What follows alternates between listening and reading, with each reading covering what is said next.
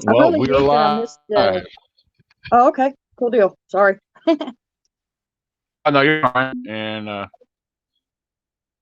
I got all these notifications popping up all of a sudden. I'm trying to get there.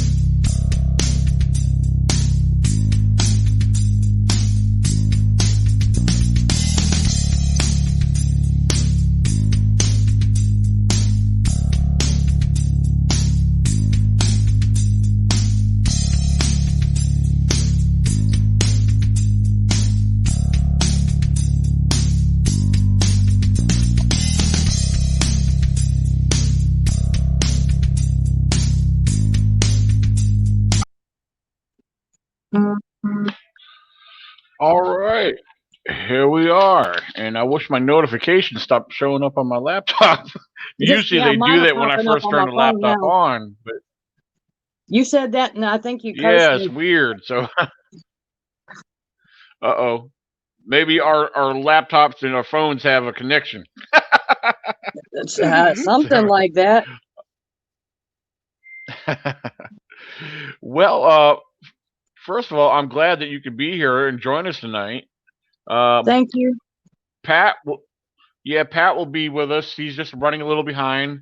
Uh, yeah, Kim said she's trying to hurry up and get him to go in here because they were finishing up eating, and then she says, "Okay." She just messaged again. He's coming. I promise. Dadgummit, Pat, come on now. Food's not that important. Yeah, I actually had pizza with my parents tonight. So yeah, because Oh, awesome. yeah, my mom messaged me. She says, "Hey, you want to have pizza with us tonight? It's my treat." I said, "Okay, sure." I was still on the road. I was on the way back. Coming from a long drive, I was for work. So, but yeah, I after driving, I drove all the way to go meet them. They have some pizza. Had some left over to bring home. So, um, so yeah, I'll have something to snack on later. I'm jealous of Um, that though, because I love that you're close enough with your parents, or close enough to your parents that you can do that. Here, oh I moved yeah, back home to Alabama, where my family's from, and they stayed in Florida. oh okay, yeah. Well, what thing is, when I moved down to Virginia, I was only 11 years old. My father transferred with his job, and so that's what brought me down here. And it's been quite the adventure to live down here. Come a long ways. Since 11 years old, and I'm 40 now. Um, and talking about age, my mom just had her birthday, and she is just turned. She probably doesn't want me mentioning it. Most people don't, especially women. You guys know how that is. But she Yep. was born. You know, she she's 69. She was born in 1951. So, and of course, Hey, Dad turned 70. This recently back in August. So, yeah. there he is. So, He's a yeah. ghost in the dark. Thank you, Kim. Get Yeah. on him, Kim. So, so yeah. From what I understand, you guys were out in the woods.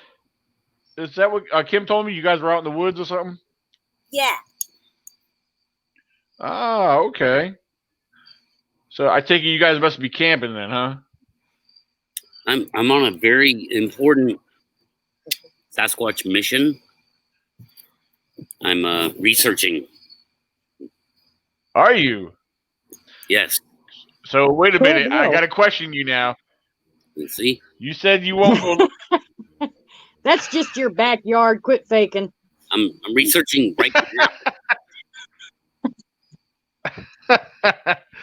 Yeah, because you said you won't go looking for them no more.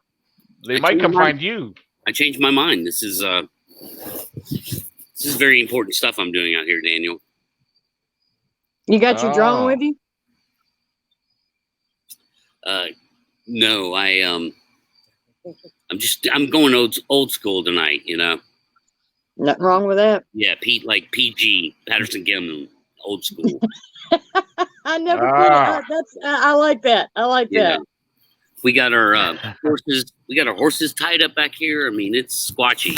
It's squatchy. If you can't tell, you can kind of hear them every now and then. That's cool. Oh. Here, hey, just hold your phone up. We'll call them for you. You will definitely hear some interesting stuff behind me tonight. That's cool. Speaking of which, Daniel, you never got back to me on that video that I sent you. Oh, the one with the night vision? Yeah. I briefly looked at it. I'll have to look through it again because, like I said, when I looked at it, I was probably multitasking and didn't really get the focus on it like I wanted to. So, but actually, well, let's tell you, I could actually look at it right now through my phone. No, I'm not gonna. Well, I'll tell you what, I'm gonna hold off on that. Yeah, I'm gonna hold off on that just for a little bit because before we get to that, I do want to make some brief announcements and bring everybody's attention to the description. If you guys are viewing this either from Facebook or on YouTube, because it looks like right now we have a lot of YouTube viewers at the moment. So if you're on YouTube or Facebook, I do want to bring your attention to the description. If you take the time to view the description under this live stream, there is actually a couple different links there. One I've been sharing and posting there is a wildlife and Bigfoot field guide. It's and the link to that. And also, I wanted to add and make mention for those who might know. A lot of you guys know Melissa George. She is from South Carolina. There is a fundraiser that she's doing. The details are in the link. It is called Bigfoot Books for Kids, and it has a lot to do with one of the local schools down her way. A teacher that she was contacted. Well, I'm not entirely sure if it's from down her way, but she was contacted by a school teacher, and the school teacher has actually been buying like several dozens of her different books, and they actually been reading them in the classroom. And one of those books, they're not just her Bigfoot books, but Melissa George also has a book called The Black Eyed Children, and so the school teacher has been buying several of these books, and of course there's some other details, and they're trying to, I guess, raise funds to make sure these kids can get more of these books. So yeah, but check out the link. Take the time to look at the description. And again, there's two different links. One for Melissa George's fundraiser, and if you don't, for those who might not know Melissa George, she is actually part of the Carolina Cryptid Crew. Well, actually, out of South Carolina. So check her out, and I just want to make sure you guys are aware of that. I will probably make this announcement sometime later at some point. And so yeah, that's pretty cool what's going on with that. And I definitely told her, because she's not looking, you have the option to buy books as well. She's just looking for donations. And her goal, she's not far from her goal. She's already got $60 raised. Her goal is only 100. So perhaps you guys could participate and chip in on that. And okay, moving on.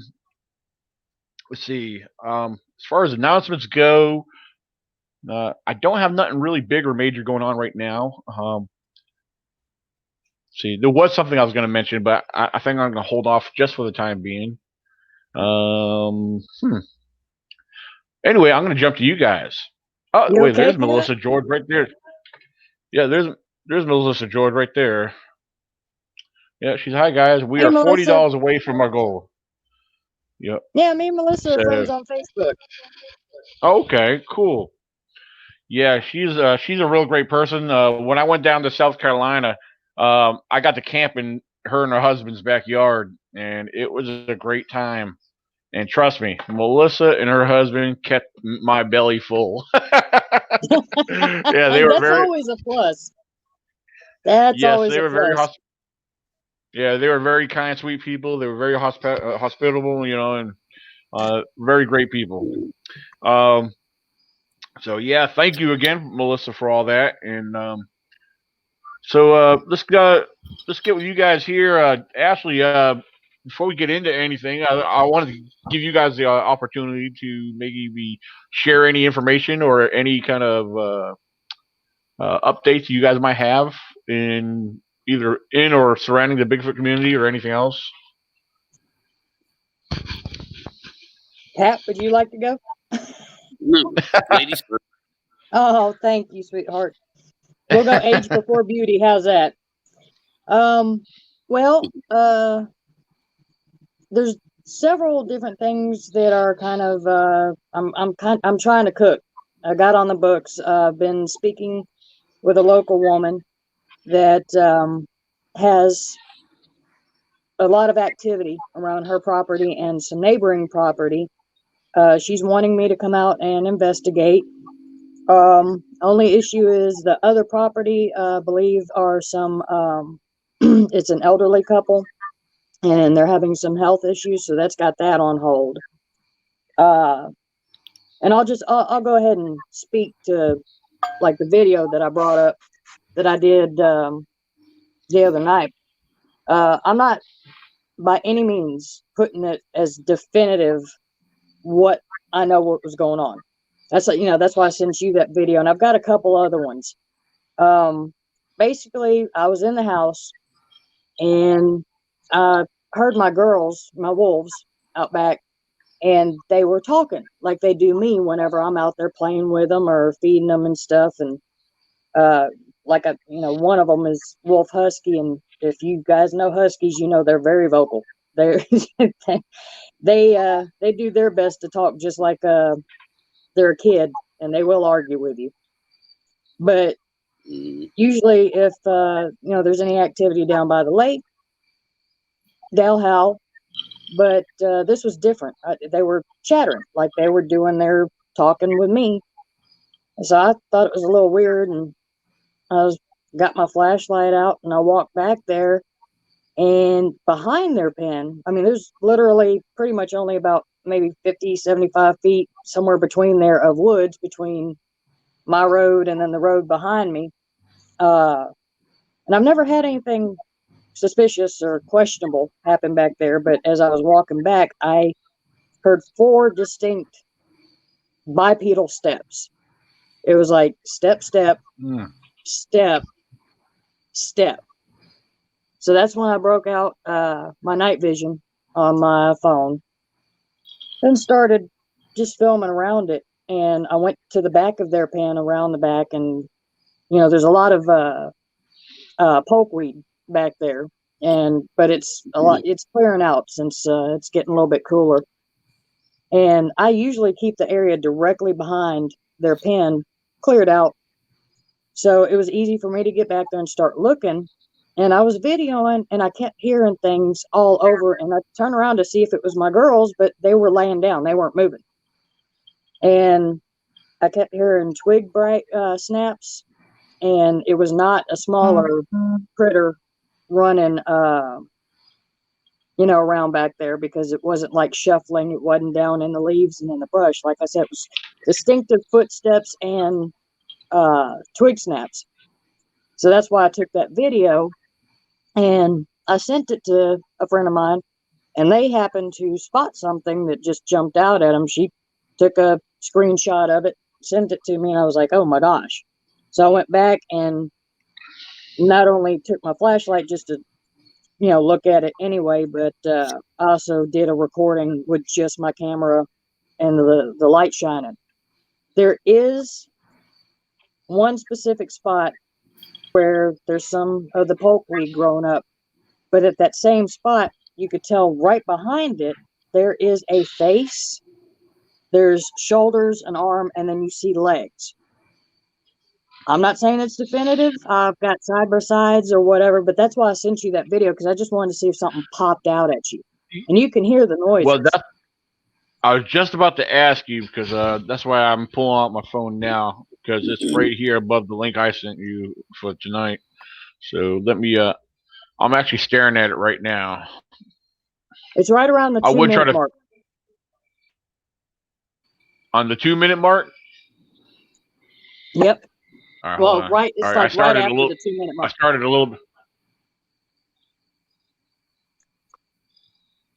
And see, even if I could swear up and down and be like, yes, that's something that I won't say it is until I can share it with people and see what they think and get their honest opinions and try and debunk it in any way possible, because I'm not, like I said, I'm not one of those people that's like, oh yes, that's it, that's definitely evidence.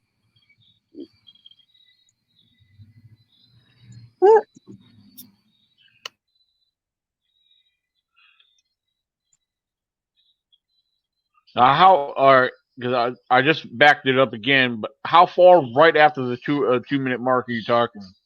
It's like right there around, like, I mean, just you see where I hit the chain link fence for the back of their pen, and there's like some vines coming down it, and then I start Right. panning back to the right, and there's a tree, and there's something right off to the right of your screen of that tree.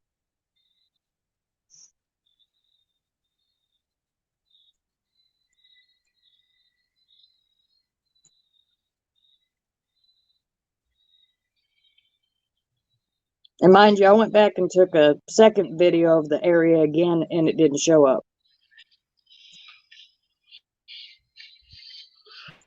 I'm going to be honest with you. It's hard to focus on this here. I definitely should be looking at this on my laptop. Even though most of this footage is clear, this is pretty good night vision that this is displaying. However, there is some slight pixelation, not pixelation, but distortion, just from the Yeah. fluctuation of the video. But most of it's pretty clear.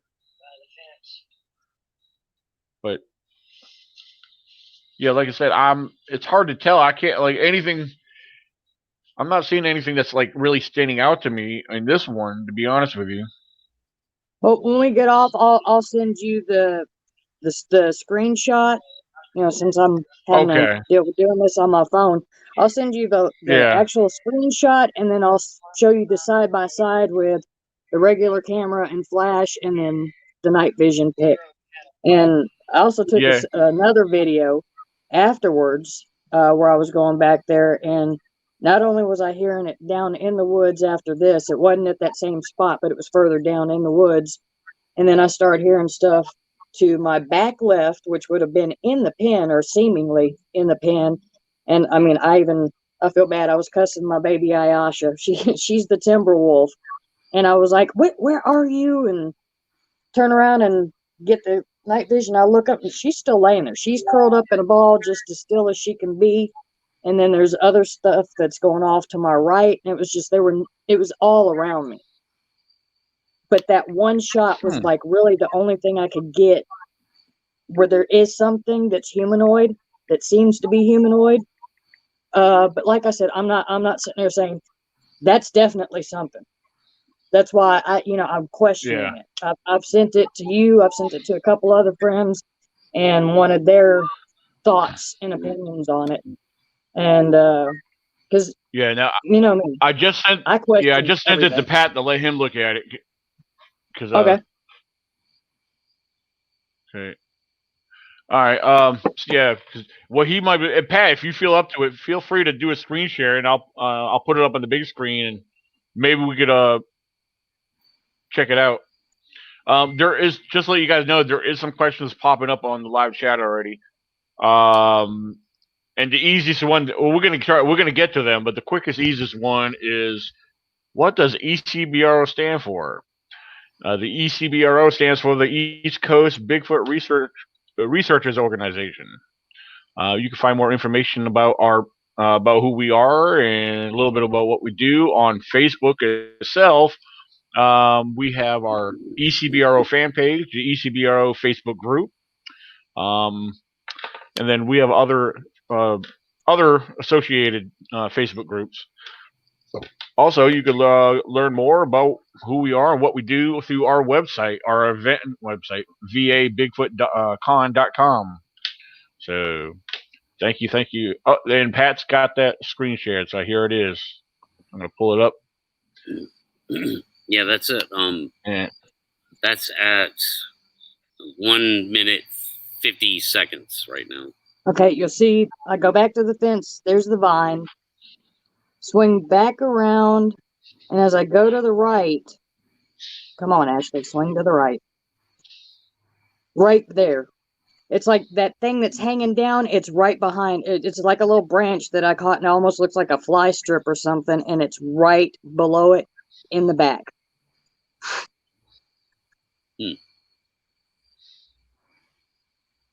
all right. Back around. All right. So if I get quiet for a little bit, I Right got there. to take care of some. Go back just a little bit more.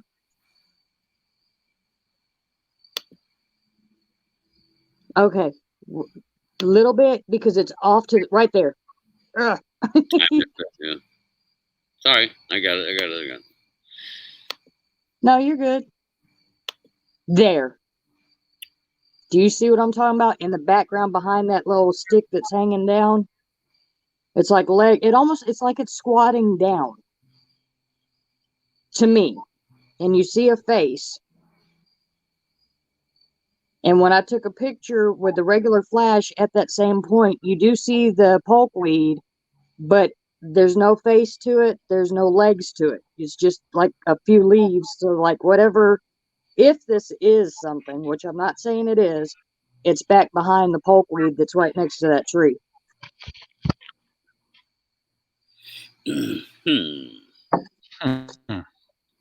Yep, right there. Right here. Yep.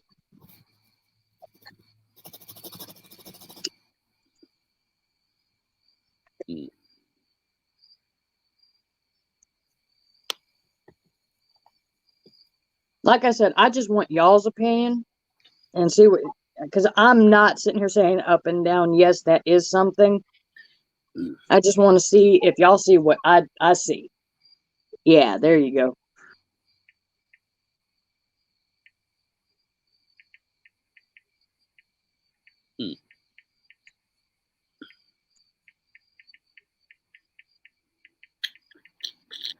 While you're doing that, here, let me see if I can show the.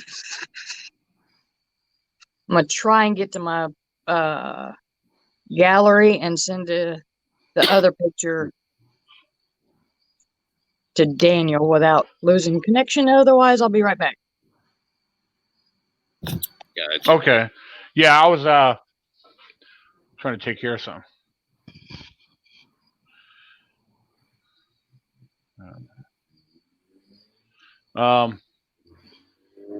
I kind of wish Nikki was here because we have Jimmy's the only administrator or moderator in the group chat right now. And there's been several different trolls saying some stupid, retarded stuff here. And Oh, you mean what on the YouTube? Are they giving you love? On YouTube. To what? Love you guys. Hey, I'll take a fan negative or yeah. I'm positive. Trying to get rid of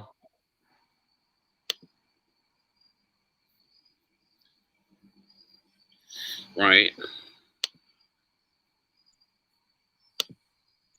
And you know, I'm not trying to be rude or anything, but I scrutinize my own evidence. That's why I share it with other people to get their opinions. And you know, if people want to call me a fraud, a fake, or whatever, DGAF. Yeah, there's see, hold on. Yeah, there's been several on here that are being very immature and saying some stupid stuff. And what bothers me more, it's normally this would bother me, but see, there's young people that are watching too, and they don't need to be reading this stupid stuff. So, look, if it's derogatory, I'm gonna try and get on YouTube on my tablet. If it's towards me, whatever. Y'all, everybody's entitled to their opinion. It's just trolling. No. There's trolls. They're just saying stupid stuff altogether, sexual Oh. stuff left and right. So Oh, yeah, it's nice. not towards anybody directly. Yeah, Gotta it's stupid stuff. love. Jimmy's working. He's doing the best he can. He's removing a lot of it. I got a few of them. So, but yeah, Gotta love that's right. today's youth. Barb. All right. Hold on. I see Boots on the Ground with Barb is on here, but I'm trying to find her on my phone. Oh, there she is. Oh, she is an administrator. Okay. I didn't know you were an administrator on here. Cool. Well, well, there we go. Right. All right. All right. Yeah. All right. Cool. Yeah. Thank you, Barb. So, all right. Well, let's continue on, shall we? A couple other brief things I want to make mention of too. I thought he was going to be on. Well, he may be on. For those who don't know, Mr. Chris Allen. Chris Allen is a country music artist, and he's actually been listed on. He can give you some more information when he gets on here. You can learn a lot about him if you go to his website, chrisallen.com.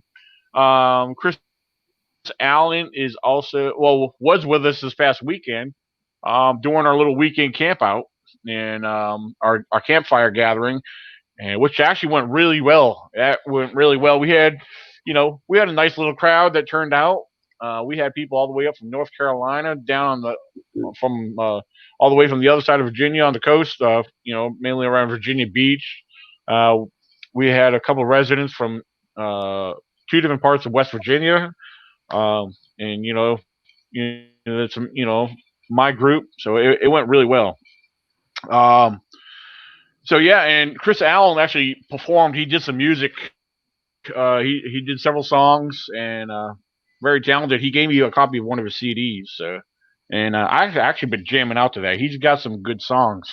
So, but yeah, again, check him out, chrisallen.com, and I actually confirmed with him because I've known Chris Allen online for a long time, and it was great finally meeting him in person. And he also agreed to be our next year's music entertainment at our event. And also, anybody who follows him knows that he conducts and hosts karaoke. So perhaps that may be thrown in the mix as far as the entertainment for next year at our event. So,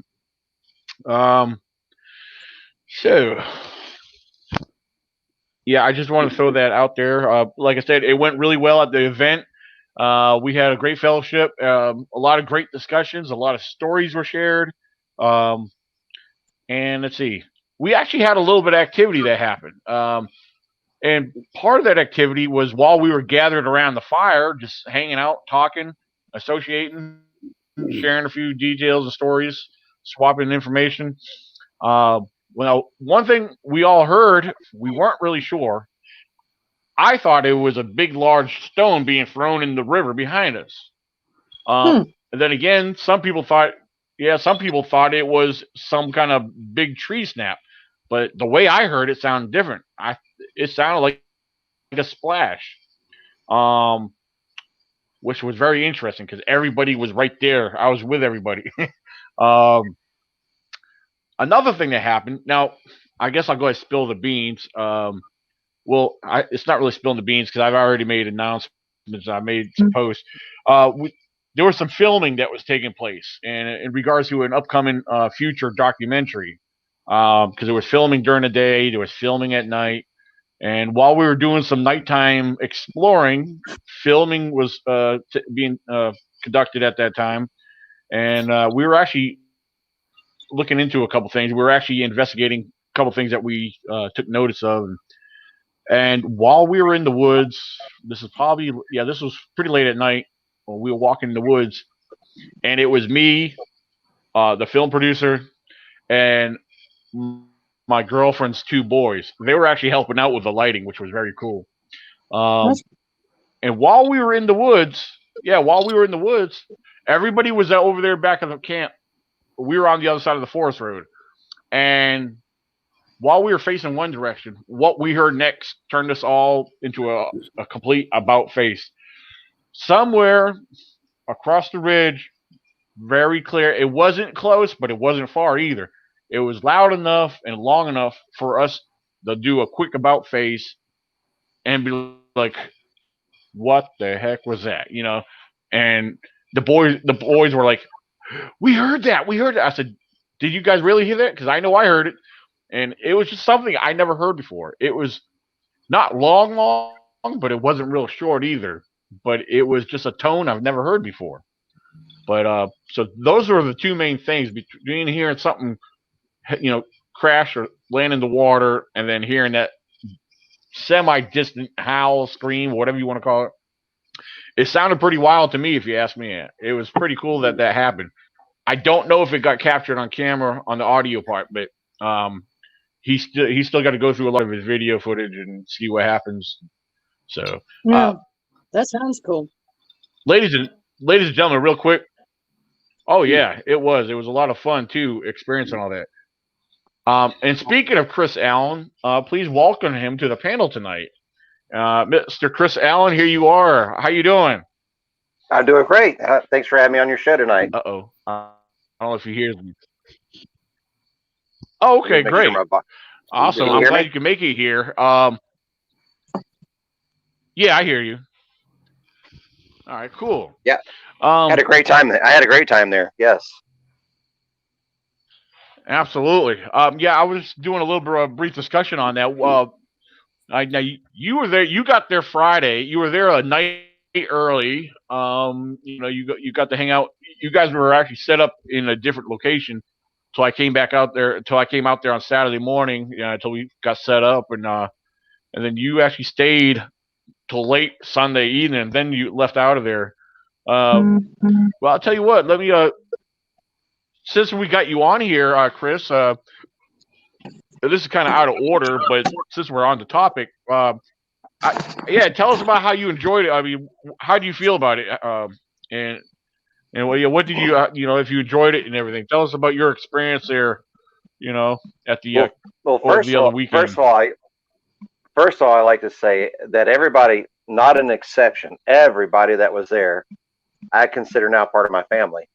They were more than just friends. It was just so many people that were like-minded. Great, fascinating, interesting people. A lot of stories that we all shared, and the outdoor was just beautiful there. The trees were at the peak colors. The water was pristine clear. I met a lot of lifetime friends there. I had a great time. Thank you for having me. Absolutely.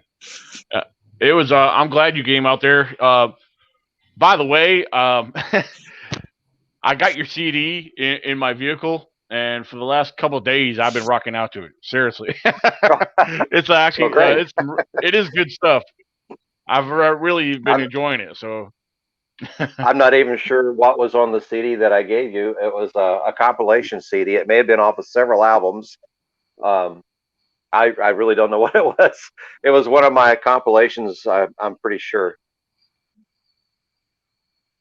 I've spent 18 years. I spent 18 years. I spent 18 years in Nashville, and I recorded 53 recordings.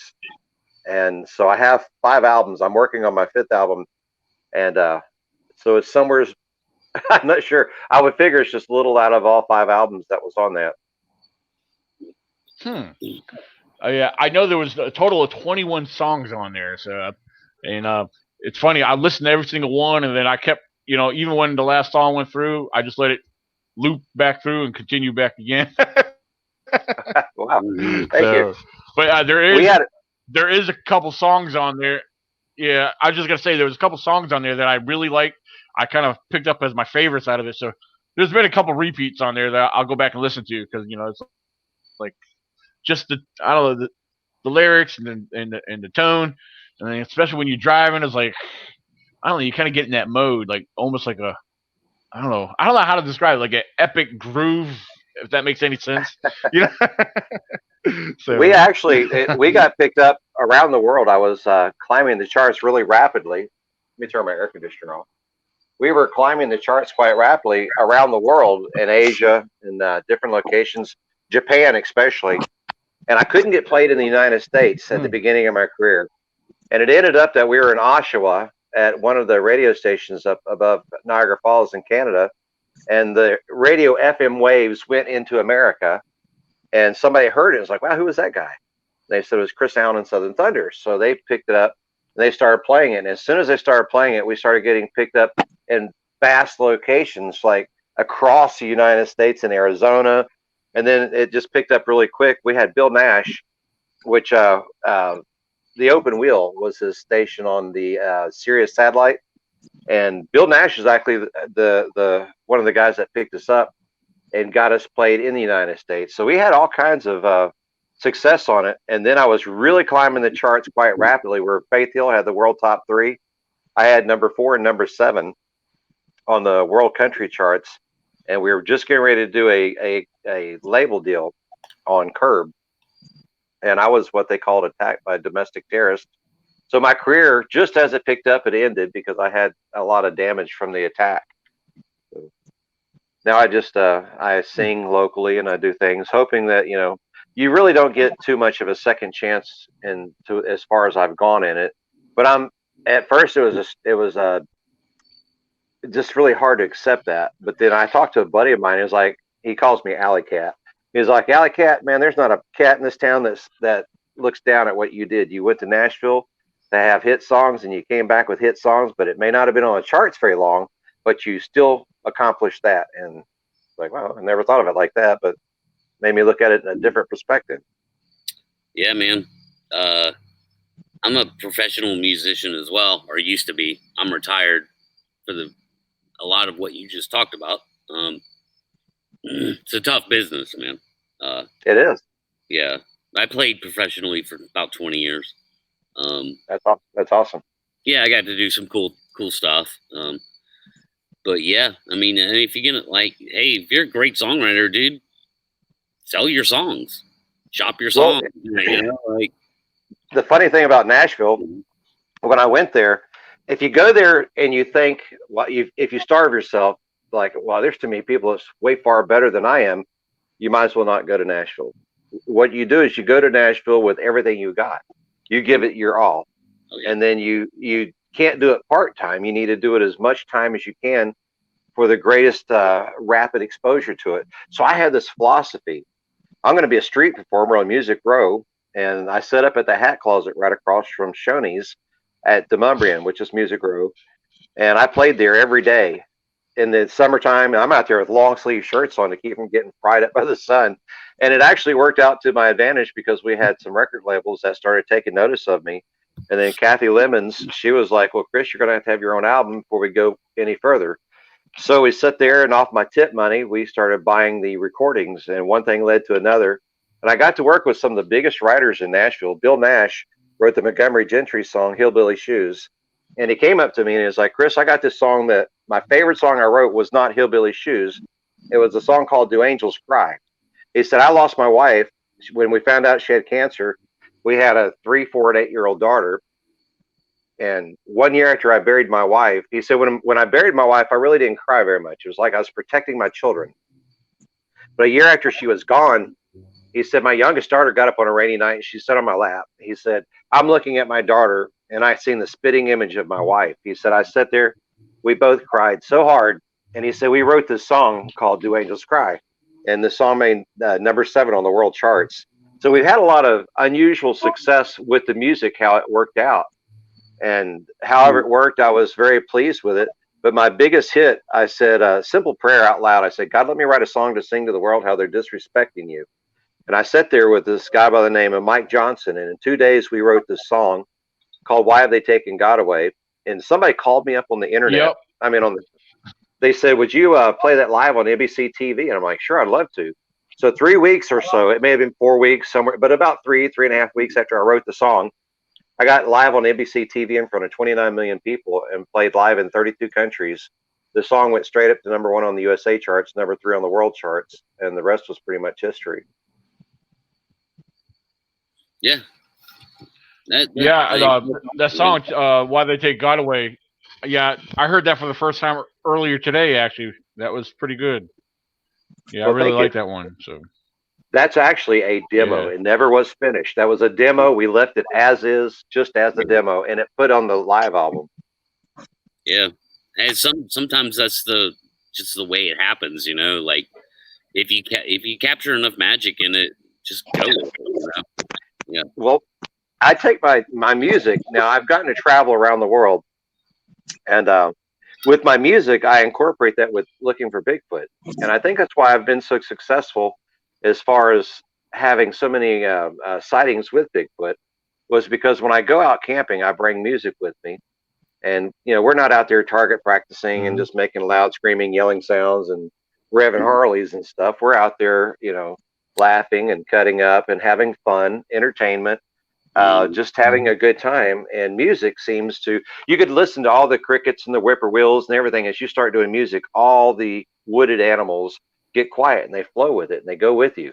And then when you stop, everything gradually comes back up to like it was before you started singing.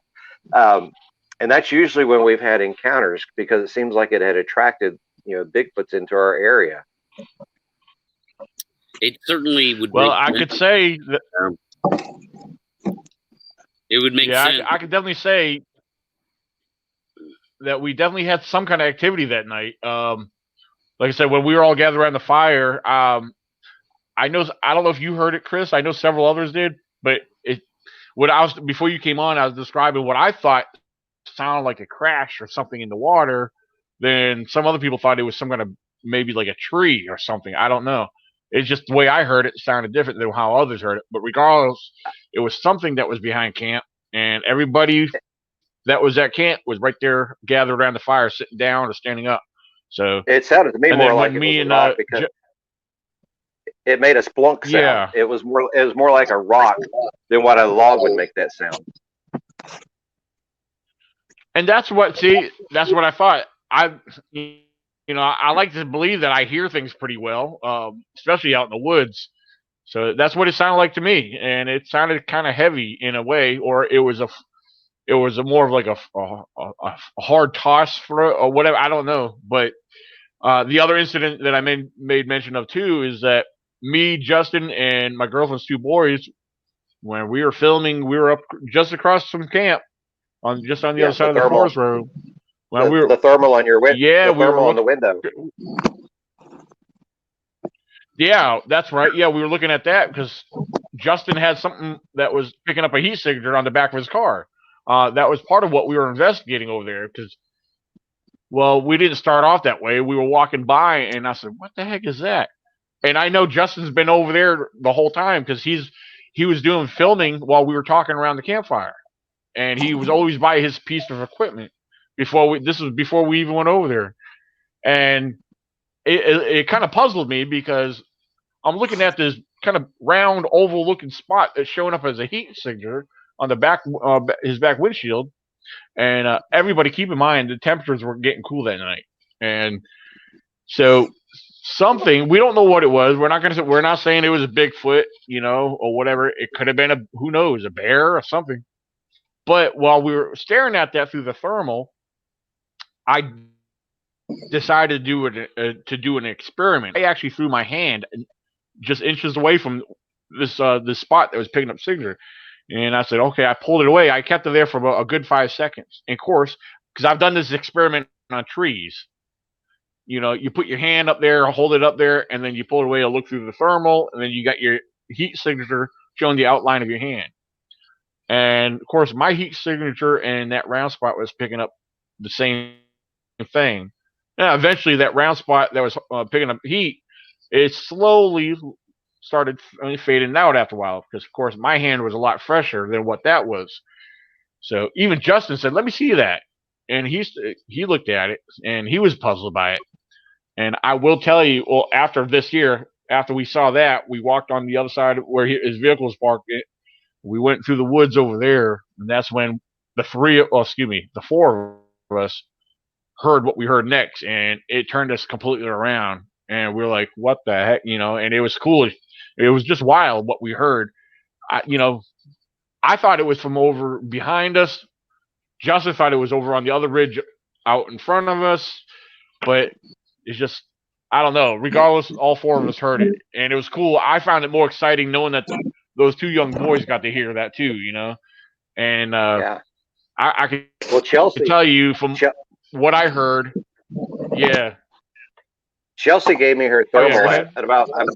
Chelsea gave me her thermal. I guess it was about 4 o'clock, maybe in the morning or something. And I was filming, looking across the waterway there, and there it appeared very clearly to me that it looked like there was 3 bear over there, and then 2 of them were a little bit smaller than the bigger one, but there was something behind the tree that looked like it was standing upright, and it had a red signature to it.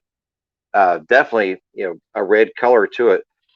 And I stood over by the campfire, just behind the campfire, so I wouldn't get the interference from the campfire. And I watched it for a while, and it looked like it was going behind the tree. I wrote her and asked her the other day if she ever got a chance to view that, if she could tell me or send me it, and I'll examine it. But it was pretty interesting. The air was perfectly crisp, and I'm not saying those were a bear, but they appeared to have been bears over there. It was just across the creek line, but there was a lot of scat and things in that nature from the bears that were out in that area. And I just live over in West Virginia from there, not far.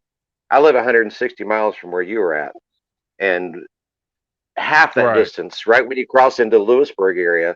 I've been hunting there my entire life, and there's a lot of Bigfoot activity and bear activity just on the borderline of Virginia and West Virginia. So I'm sure right in that area in itself, you have a lot of bear, just because it's not that far away from where I was at, camping my whole life. So. Oh yeah. Well, and this time of year too, it's that time of year as the weather's starting to get cooler. The bears are out. They're on the move anyway, and they're scavenging and doing what they can to fill their bellies. But yeah, it's no surprise. I don't doubt that you guys picked up bears on the thermal, because bears have been known numerous times to come into people camp, get close to camps. I mean, look, we had marshmallows and s'mores going, hot dogs, and whatever else people might have had in the area. Coffee, the smell of coffee going through the air, and because we were right there on the river, so that smell was traveling in every direction. So yeah, they had reasons to come in there, despite all the. Yeah. But now, of course, I know you and Chelsea stayed up late, so everybody else was snoring. And you probably heard me snoring. I was probably keeping everybody awake, but even though I was on the other side of the camp. So it was interesting hearing all the noises. Haley said it didn't bother her. So. By the way, your kids are awesome. I sat out there and played with your kids there before y'all left out there. I've always been like a kid. Like a kid. I've sat out there with my BB gun and played with the kids for a while with it. And yeah, I really hate that. I that's one thing. Made it up there. It'd been nice if you did. Well, I tell you what, I am. Daniel, not to cut you off, I want to make deals. Oh no, good. That's right. All y'all. I definitely want to make sure that I've got funds to where I can travel up there and get involved with your stuff. Pat, I'd love to come to Georgia and whatnot, and I'd love for y'all to come down here. You would absolutely love the areas that I go to. And Daniel, you asked the question on Facebook about Cherokee National Forest in Tennessee. And I love it. I love that place. Yeah, that's where I left you a comment saying that's where we were camping out back in August when I was on the Ocoee. That's basically where they had when the Olympics were in Atlanta. That's where they did the kayaking. That water is so freaking cold. Park. Yeah, they've got the whole Olympic Park down there. And, I tried to do a little bit of squatching, but with it being August, a lot of campers out. Anytime I gave a hoot or a whoop or howl, I got answers back, but it was drunken rednecks. So, like I've said before, unless Bigfoot was sitting down by a fire having a beer with a couple of rednecks, I don't believe I got anything there. You're in the bear capital right there Yeah. at the Coe area, and Yeah. I've camped there countless times. I'd go all the way back into Tellico. I'd go up into Cosby Creek over in the Knoxville area. I mean, I've Mhm. camped all in the eastern and the western areas of Tennessee, and on your opposite side of the state, you have the Reelfoot Lake over there. And I just Mhm. got back from camping over there, which was formed when the Mississippi River backed up for 3 days during an earthquake, and it formed that. But I've camped all over that area, and the area that you're at is what I call the black bear capital of the Appalachians. Oh yeah. Oh yeah. We took major Yeah. precautions when it came to like the food and everything, because I mean, when I go camping, I do it old school style. I do I do cook over the fire, and yeah, we do have a little camping grill that for certain things. But one of my favorite things to make is a campfire dinner, where basically you throw some vegetables and meat in a foil pouch and season it and whatever, and just throw it on the embers of the fire and let it cook. Yep. I smell like a steak right now. I just got through grilling out. But yeah, I mean, before we laid down at night, and when I'm camping, squatching, whatever it is, I have insomnia anyway, but I don't sleep much. It's like I can go all day investigating, kayaking, whatever it may be that you do when you're camping, and then be up all night looking for evidence or giving howls, trying to get some kind of response, whatnot. But yeah, we really followed precaution. I mean, we made sure that anything that we had was definitely sealed. Have you ever been to Klingman? Have you been to Klingman Dome? No, have not. I have. If you go to Klingman Dome, which is just outside of the Knoxville Sevierville area, you'll go up in there, and on the back side of that is called Cosby Creek. It's the most beautiful area, in my opinion, of the Smoky Mountains. And we'd go up there camping all the time. I love Cosby Creek, but at Klingman Dome, there's a trail right there that takes you on the Appalachian Trail. And we've actually hiked it, and we did not make it to the shelters out there. So we pitched fast tents, little dome tents, and camped on the Appalachian Trail. And being in a tent right there on the trail without the fencing around you, there were a lot of bears we're assuming it were bears that were all around us that night. Oh, yeah. And when you always put your backpacks with your food 15 feet or so or higher up in the trees. And if you can make it from Klingman Dome, take that trail, the hiking trail, there's only one, and take it in there about 6 miles, I'm guessing it is. You'll get to maybe 10. You'll get to the first shelter in there, and you have a chain link fence that goes all the way up to the wall. It's a rock enclosure, and they have the ropes out there where you can hoist your backpacks all the way to the top of the tree. I would love to be able to go back up into that area and do a follow up on that. But we've camped. How far from Ocoee or Cherokee National Forest is that? Oh, you're not far whatsoever. I would guesstimate probably 30 minutes. Oh, okay. I'm it- actually in Alabama, northern central Alabama. That's I'm gonna give myself a shameless plug here, Daniel. I've got the group on Facebook, Central Alabama Bigfoot Research Organization. And plus I'm a member of the Alabama Bigfoot Society, and we're trying to pick the torch back up there. If anybody's ever heard of Brother Jim, he started that back in '71. Great guy, but he passed away 2 years ago. So we're trying to keep his torch lit, carried on. But so we go up there an awful lot, but that was my first time actually going and camping out there in Cherokee. But yeah, I'm only talking about how I'm not talking about getting off the interstate and getting to it. I'm talking about just interstate traveling. And we do our Bigfoot, one of our Bigfoot organizations that I'm part of is in the Chattanooga area.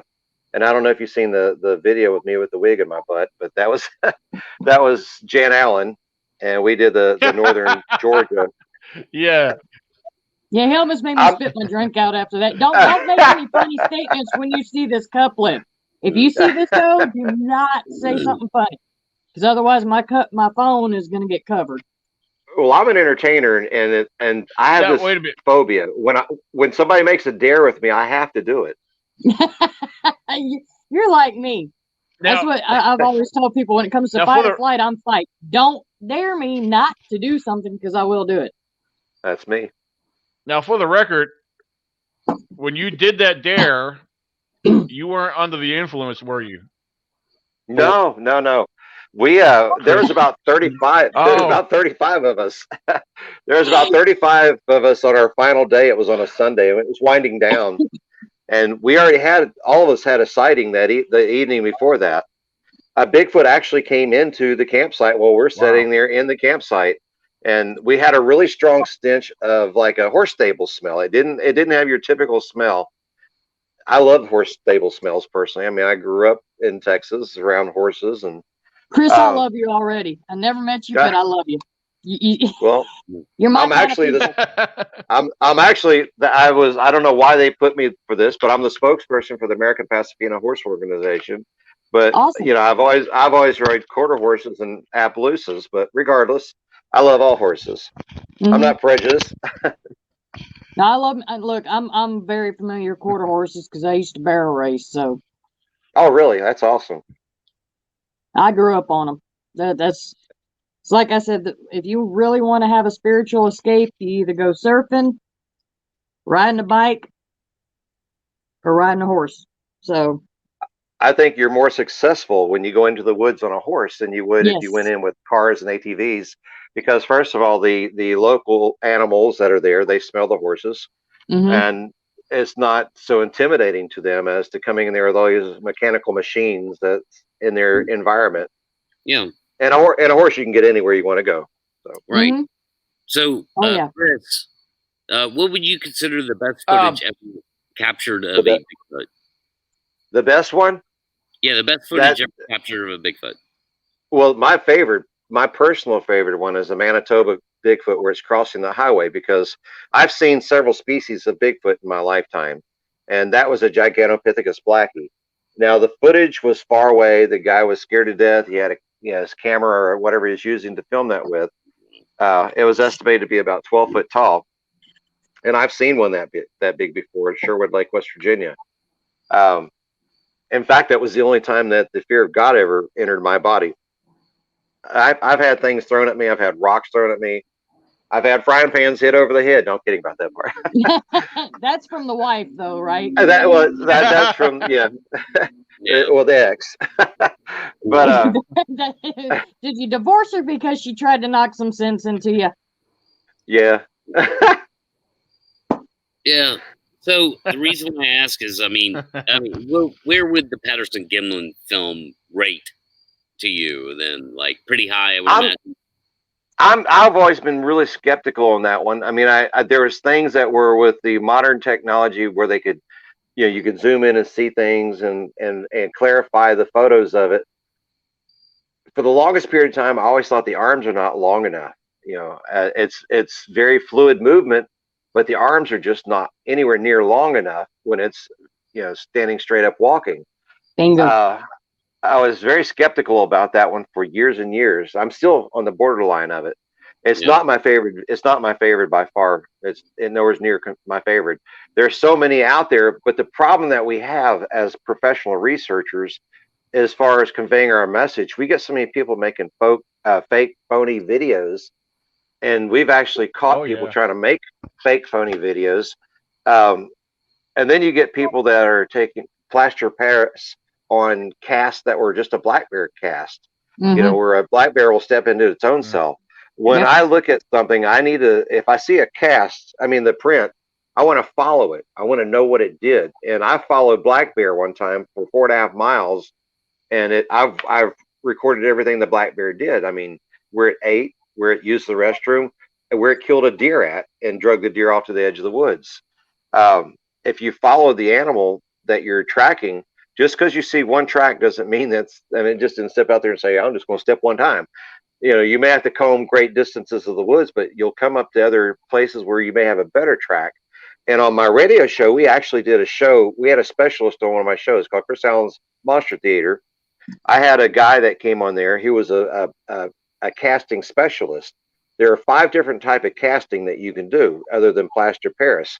You have casting that will go underwater So if you have a track that's in like a shallow mud hole, there's rubber casting that you could pour into that will sink into the footstep, and it will harden under the water. If you had a footstep in the snow, well, there's casting for snow that won't melt the snow and deform your casting. And I have literally been to every state in the United States dozens of times and looking for things. And my main interest of locations where I've had the best encounters, but the least sightings, is right between Kentucky and Tennessee. Now I've been all up down Oregon and Washington, Northern California, Idaho, Coeur d'Alene Lake, Idaho, everywhere up there. But between Tennessee and Kentucky, the land between the lakes, Center Hill Lake, Del Hollow Lake, all those areas, all the way across the northern Tennessee was my most active locations. Yeah, going as far as like, Real quick, I wanted to favorite ask footage.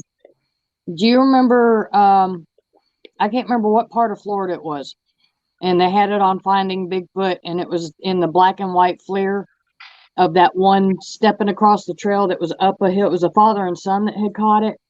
Mm-hmm. Y'all remember that one? You talking about Stacy? That's Stacy Brown Jr. Stacy Brown and his father did that one. Yeah, that one. I think that one is my favorite. That is a good one. Yeah, I think that one is honestly my favorite because it's just that would be in like what you were saying, Chris, the arm length. You see the full dimensions of the stride of this creature as it's crossing that path up the hill, and you're just like, yeah, humans don't move like that. They're not shaped like that. You can't take a step like that. When you take a creature 12 foot tall with arm lengths nearly as long as nearly just inches above the ground, and the arms are massive. I mean, they're so massive. The forearm flexors, you have the ulna and the radius. That's what turns right here, the ulna and the radius. Mm-hmm. They're giant on these creatures. I mean, the muscle mass is not like a human muscle mass. I went to college to be I'm real close to having my doctorate in physical therapy. And so I know a lot about the range of motions and things, the fluidness of the strides. And there's several species of a Bigfoot, but the Gigantopithecus blackie is the largest Bigfoot there is. Mm-hmm. These things have like a bison, American buffalo shaped head. And when you see these things, they use a lot of knuckle movement. Like when they're moving, they'll put their knuckles right to the ground to help shove themselves, almost like you're going in 4-wheel drive. But even then, a lot of similarities that you have, like the Gigantopithecus, which is a different species. They'll take the branch like the bamboo, usually about 6 foot or so off the ground. They'll take it, thumb down, and they'll twist and pull. And you'll see large areas of cane areas, bamboo, where they're snapped and pulled. And that's also with branches on trees. And that's what I particularly liked about the Manitoba Bigfoot crossing. It was a poor quality footage. It was not anything to be sought after. But if you've encountered this particular giant, it was the very best, most realistic footage I think I have personally seen, to me, of something that's really rare and spectacular. They're surely not the most common of the Bigfoot. I think the most common of the Bigfoot would be actually what I've had a lot of encounters near and around, and on my show would be the dog-faced Bigfoot. And there's many names for that. That okay, going to that. Have y'all ever listened to the Dixie Cryptid podcasts? I want y'all, just a little homework thing. Pull up Dixie Cryptid on YouTube. And I believe it was one of, was it last week's episode? Cam's a great guy. I love him to death. He'll either do interviews or he'll just read emails that people have sent in of their stories. And he recently read this story that is heart-wrenching. I was always on the fence when it came to like the Dogman or, the dog-faced Bigfoot. But this story was basically, I guess it happened about 30 years ago. And his buddy goes out in the woods. They're going to hunt. he was, he did his I can't even think. He put his tree stand up a little bit higher. He had it hooked, had his bow and everything hooked to a rope, pulled it up. And once he gets settled, he hears his buddy start freaking out. And then hears gunshots. And he looks over to where his buddy was at the tree. And there's this creature. And he gives like a full description of it. And it looks like what people say, a dog man.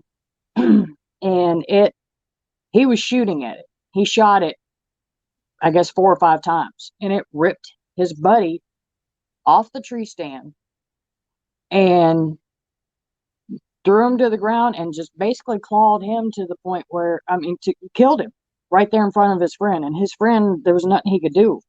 He's only so many yards away, and it's bow season, and his friend used his pistol, a 45 on it. That did nothing. And then he got attacked himself after hiding from this thing, and it seemed to have walked underneath. I won't give it all away. I'll just say, check out Dixie Cryptid and listen to that story. We're getting ready to do an investigation on a very similar situation with the Bigfoot down in Reelfoot Lake, or not Reelfoot, Land Between the Lakes, and it actually killed 4 people in this one. See, and I always had kind of like that hard time believing in the Dogman. I have seen some compelling pictures as of recently, and then when I heard that story, it blew my mind. And it's heartbreaking because one came after my son. This man watching his friend get murdered. Yeah, I was telling Daniel. Go ahead. I was telling Daniel while we were at the camp that one of them, when I was in one of my colleges I went to was in Smithers, West Virginia, and I went to Bridgemont at that time, and I had this idea: I'm going to buy a large RV and use it to live in the RV while I'm in college, so I wouldn't have to rent something. It would go to, I could live in it, and I did. For 2 years, I lived in an RV, a large RV, and I put up a privacy fence with it, and my son was outside by the privacy fence on a weekend, and he was like, Dad. Instantly, I grabbed my Colt 45. I had a Colt P90 Defender, and I ran to the fence, which was 20 feet away from where my son was at the most. And it was coming at my son, and my son was only less than 4 years old. It was coming at my son, and this was a dog-faced Bigfoot. And if you ever see one of these, they look a lot like something that's on Hollywood of a werewolf. You'll never forget it. You will never forget it. It did a complete 180 and ran back into the woods. And that's where I was telling you, Daniel, about the kudzu vines and the river cane. There's a street light out there. There was a street light, and when it ran into the river cane, I didn't really realize what it ran into because I didn't have a flashlight. I just grabbed my gun, and I looked down, and my son had ran out into the woods with me. That was when I started getting really scared because I didn't know my son was going to follow me into the woods. And I went back out, but we looked at the tracks the following day with the flashlight. The tracks, if you take a typical dog track, when it did the 180 and ran back in the woods, its toes were just like my fingers. They were right parallel with each other, just like a human toe track. And that's the first encounter I've had with this dog-faced Bigfoot. And then William Marlett on the William Marlett show, he sent me a lot of photos and things of this, and I started researching it. Then I started going out talking to people that actually live near one and had lots of encounters. There's a place not far from here where I'm at now that a lot of the neighbors actually have it named. They gave it a local name. They go out and they put food out by the creek where it comes down and eats it. They were started off feeding the raccoons, but the dog-faced Bigfoot came out, and the lady told me right behind her house, you can't see in the summer because the kudzu vines, but in the wintertime, there's a cave that's behind that. And she believes it's living in the caves right behind her house. And it's been living there for a good long number of years. Now, whether it is or isn't, that was one of my plans, was to, I don't repel, but I would love to learn to repel to get to that cave.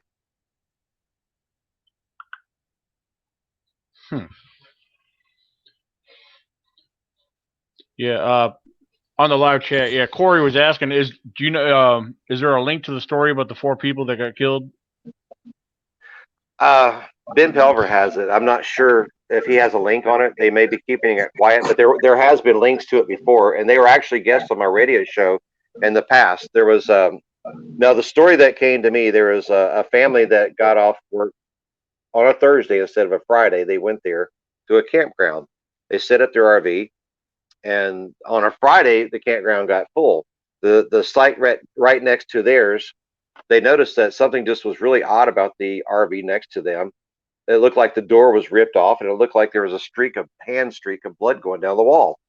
When they went over and investigated it, they found the father, the son, and the mom that was inside dead.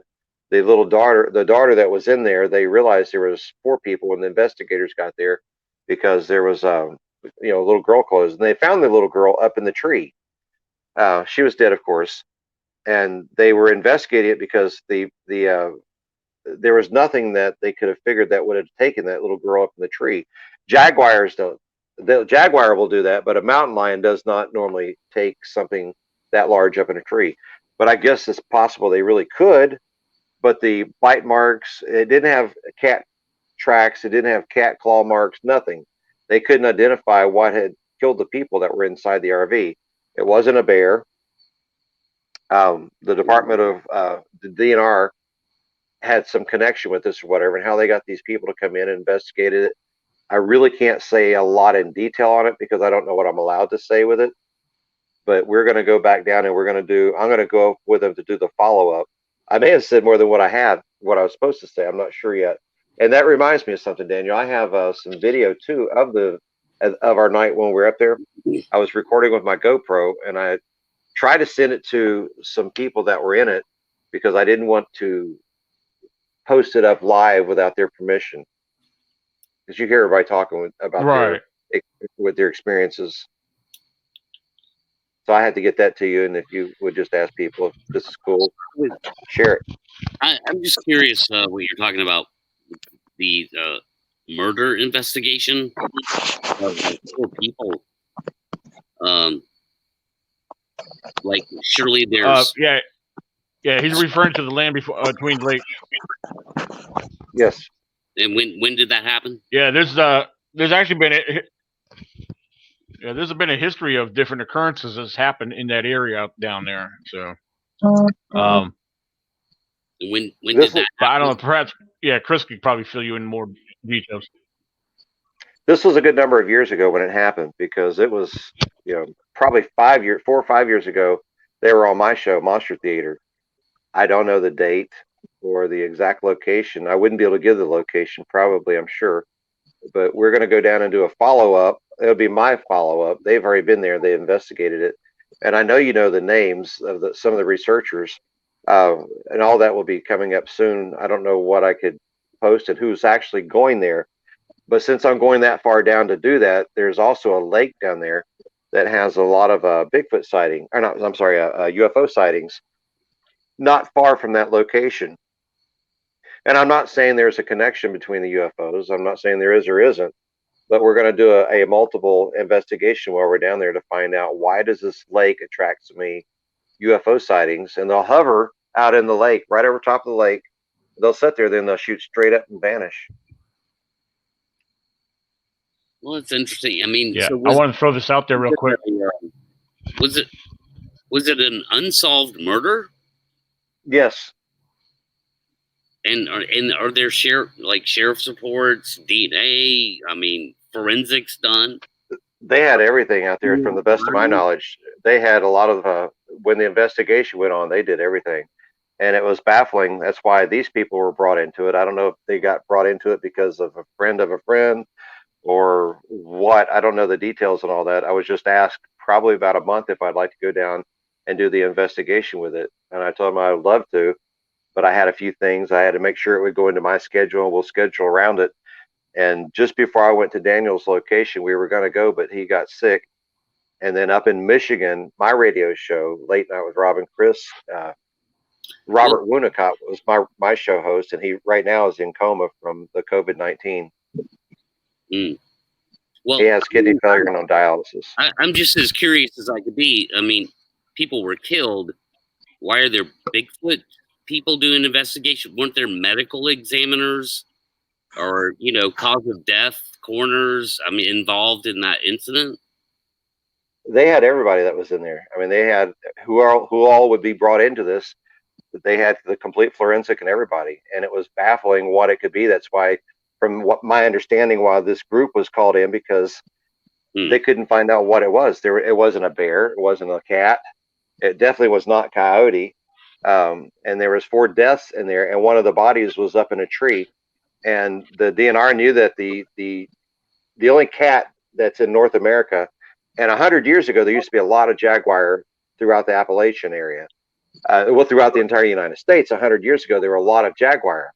There's still jaguar here, the elusive cat, and they're in the large cat family, while the mountain lion, the puma, the cougar, whatever you want to call it, the same cat, they're in the small cat family. And there are a lot of them in the Appalachian area still to this day, even though some of the foremost experts say that the mountain lion is extinct on the East Coast. I have a book. No way. And they're definitely not. Just like the Bigfoot is not. You may hear that there are 4 species that became extinct 11,000 years ago, but I'm not saying the woolly mammoth is extinct and the short-faced bear and the giant sloth are extinct, but the Bigfoot is plentiful out there. Well, see, Chris, forgive me for the mask there a minute ago, but you brought up aliens, so I had to show off a costume my mom made me when I was back in first or second grade. That was my ET costume, and she just sent it to me, so I had to put that on for show off. But I'm all things cryptid. Right. I love cryptozoology. I'm on the fence when it comes to aliens, but I also do investigate paranormal. And like going back to, like the dog face Bigfoot. From my Native American history or ancestry, that would go back to basically skinwalkers is what a lot of people believe they are. I also I bleed crimson and white. Wait, which way am I going? I'm an Alabama fan, but I did go to LSU. So I lived in Louisiana for 12 years and stomping around the bayous and the swamps down there.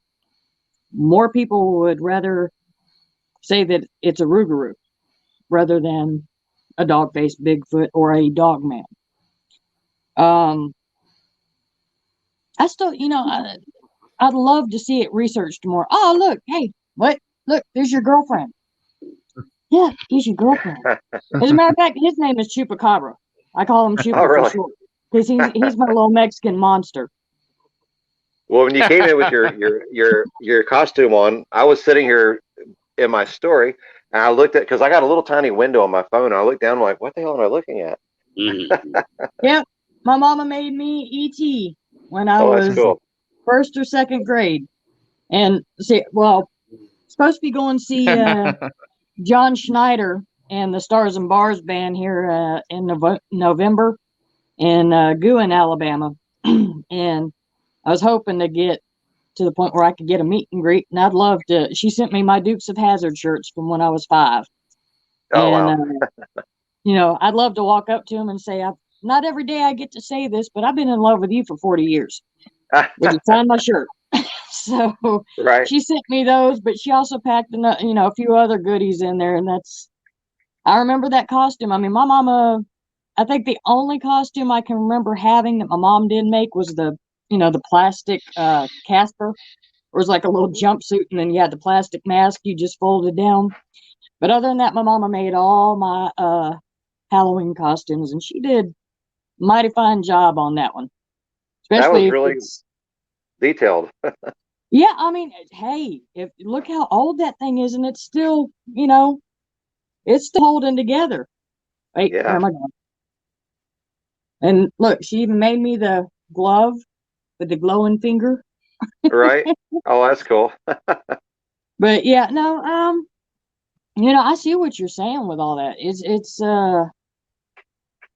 there's so many question marks, and I mean, this is my saying, and I probably overuse it when it comes to, you know, doing the live streams or the podcasts.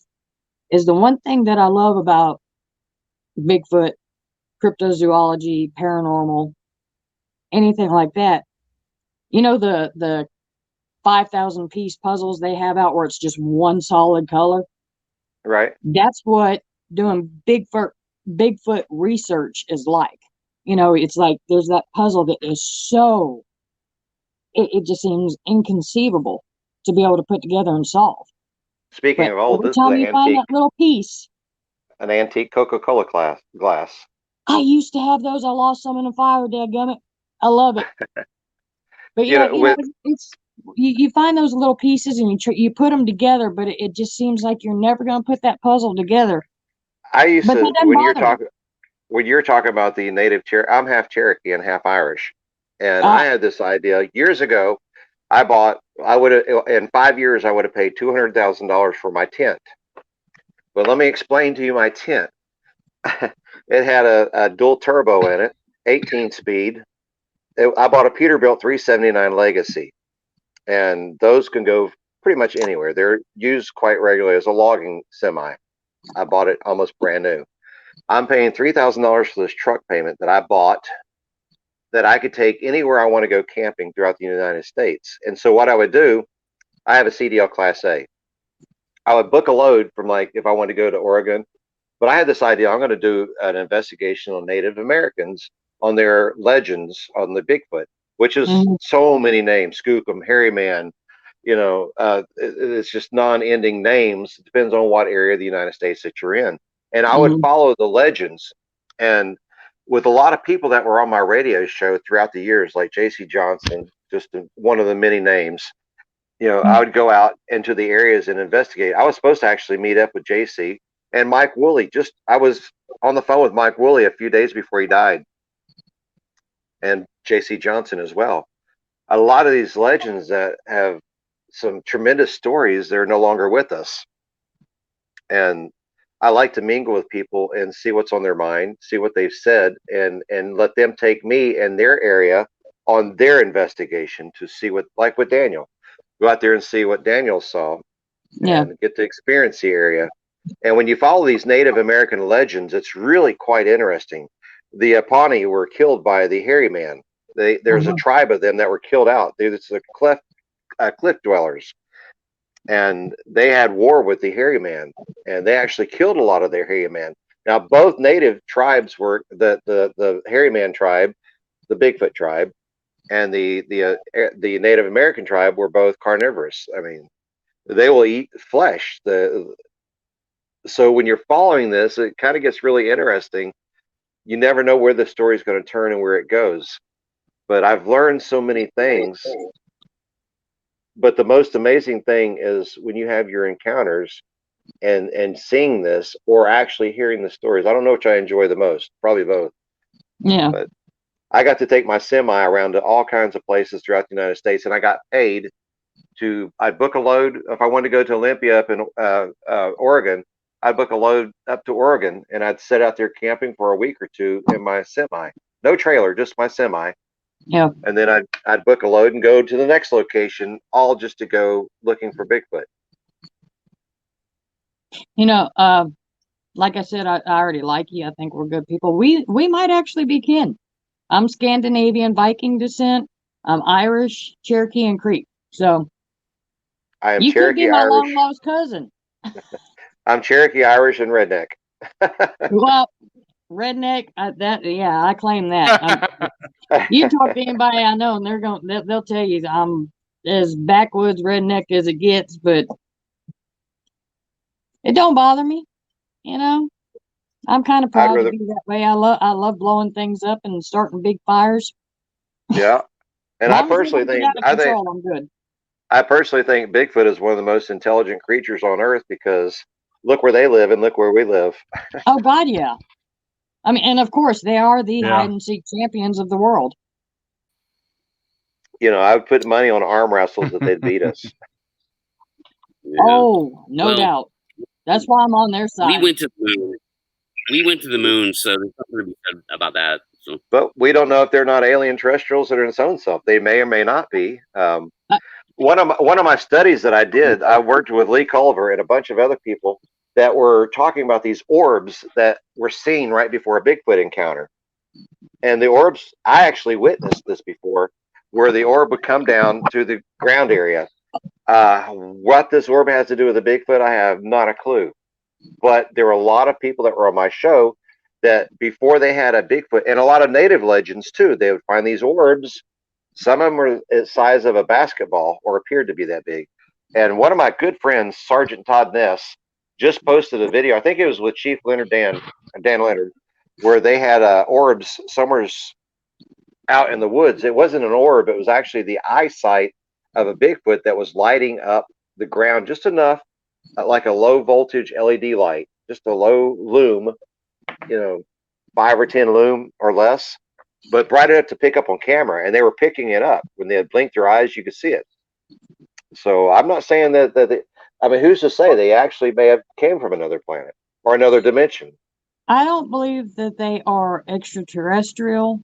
A lot of people say that they are in the Bible and they're the Nephilim. Right. Yep. That's true. But I don't. I think they are God created creatures. They're sentient beings. They're humanoids.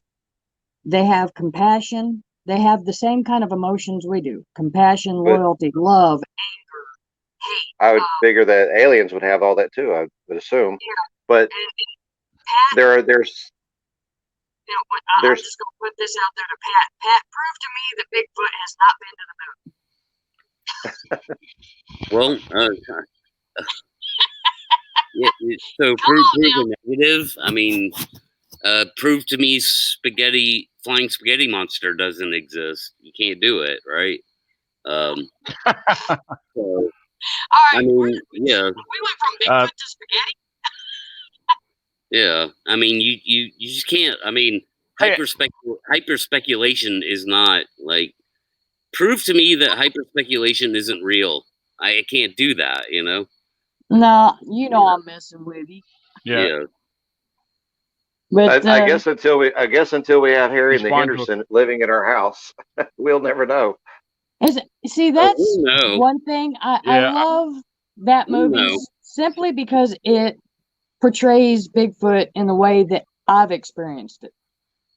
No malice, no anger or aggressiveness, and yet, if you notice, you go and you look at all these Bigfoot movies that are coming out. Yeah. They're these vicious, mean killing machines, and I can't stand that. And it even kind of ticks me off with shows on TV that when they show their CGI version of Bigfoot, it's basically like this angry killing machine that's just ready to just whatever. I have a friend that you all know, Jane Goodall, and she had a sighting in northern Tennessee that she invited me to come up there with her to see this, but I was in Nebraska at the time and I couldn't make it. She's an avid cryptologist. You could have a chimpanzee or an orangutan or a gorilla, and they could be a killing machine. Anything could be a killing machine if you're at the wrong time, I should say. If you're at a kill site, if it just killed a deer, which I've been there when they killed a deer, the fear of God came over me. It didn't attack me. I didn't see the Bigfoot. We had them all around us. I camped in a blizzard at the time, what I'm referring to. And when your sixth sense says, get out of here now, listen to your sixth sense and do it. We found a deer freshly killed with a Nerf football size rock in its chest cavity, fresh blood trickling out of its nose. And I had a Canon camera on my side in the bag. I really wanted a picture of that deer. The fear of my life was greater than the picture of that deer. So I got out of there. Jane Goodall told me, if you have any encounter, don't directly look at it in the eye because that's a threat site. So what did I do? I went to the Nashville Zoo and I found a baboon in a cage. And I wiggled my eyes just like this, just where my eyes wiggled. The baboon was grooming the hair on his arm. Very docile, very calm, until the second I did that. It wasn't 4 or 5 seconds or minutes down the road. As soon as I wiggled my eyes, and if you ever do this, I highly recommend to do this. You might get you in trouble. I don't know, but don't be close to that cage. That baboon, he was reaching through the cage and screaming at me and had big incisors trying to attack me through the cage. It was a threat. And what Jane Goodall told me, she said, if you notice in her movies and her videos, she'll sit there in the field. The gorilla will be back, or the chimpanzee will be back one side or the other, and she's sitting there watching everything they're doing and writing down what they're doing, just so casually and calm. But the minute you make eye contact, it could be your last time you ever make an eye contact. Yeah, So, anytime you see those researchers with the gorillas or apes, they keep their heads and they kind of do a side glance. exactly. But and Daniel's heard this story, so has Pat. What got me into doing this was encounters I had working as a corrections officer at a juvenile boot camp, and it's out in the middle of rural Alabama. It's inside an old mine crater. But with him, and I say with him because I only experienced one. I named him Big Red. I got a full-on sighting of him, Class A sighting, head to toe. He was standing by a tree. It was a night with we had some bad storms coming in. I had to go secure the grounds and make sure that everything was clear in case we had to move the inmates from the sleeping quarters to the storm shelter. And I'm standing on the parade grounds right there by the PT mat, and I never would have seen him if this didn't happen. And I don't know. I mean, I firmly believe in God. I know God can speak to you, but you've also got the telepathy theory about Bigfoot. But there was this voice in my head basically saying, "Get inside now." And I just basically, like I said, when it comes to fight or flight, I'm always fight. But that commanding voice in my head was just like, you need to listen to it, Yeah. And I whip around and I start to head towards the office. Lightning bolts just light up the sky like it's daylight. And I happen to look up past the obstacle course and see this hairy creature head to toe standing next to a tree. And it was, I was kind of like jogging back towards the office. And I honestly couldn't tell you how wide he was, the spread of his shoulders or anything, but you could definitely see the legs, the arms, and the face. But it's his height that stuck in my head. But and even then, with all that going on, I kept heading to the office, and it wasn't like, oh my gosh, there's this creature there. It was just, I was still set on get inside.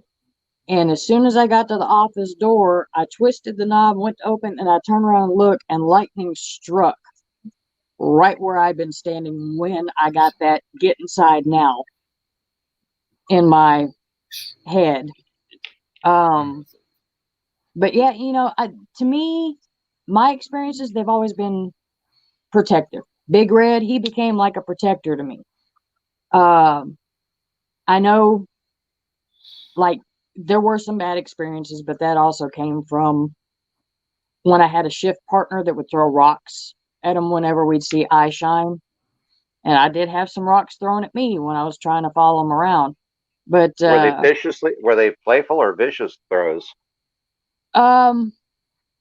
Like from my shift partner. What the hell? When they toss something to get your attention, that's like a playful lob. throw. No, just something like a plink. No, my shift partner was like chucking the rocks where we saw the eye shine, which wasn't but like maybe 50 feet away from us. And then he was standing there, and I just happened to turn my head, and I heard a thunk, and I looked back over at him, and he's sitting there, going back, and he's like, "Oh my God!" And he said, "This just got thrown at me," and sure, there's like a football-sized rock at his feet.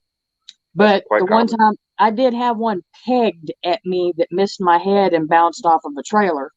And after that, that's when I learned, give them its space, respect them. And then that's when I guess you could say created a bond.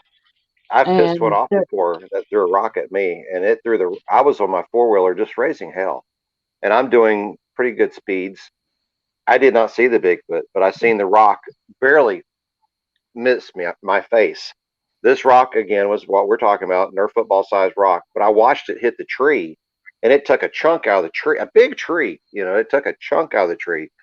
I guarantee you, if that rock would have hit me, there's no way you could have lived through it. If it would have been a direct hit in your head, it would have been instant death. You get them mad, they're not going to be like, so playful. I want to tell you a story real quick about a Bigfoot. You're talking about a red Bigfoot. This may or may not have ever happened. I don't know, but it was so cool. When we were camping at Edgar Edwards, I think is what I called it. It was one of the northern Tennessee parks.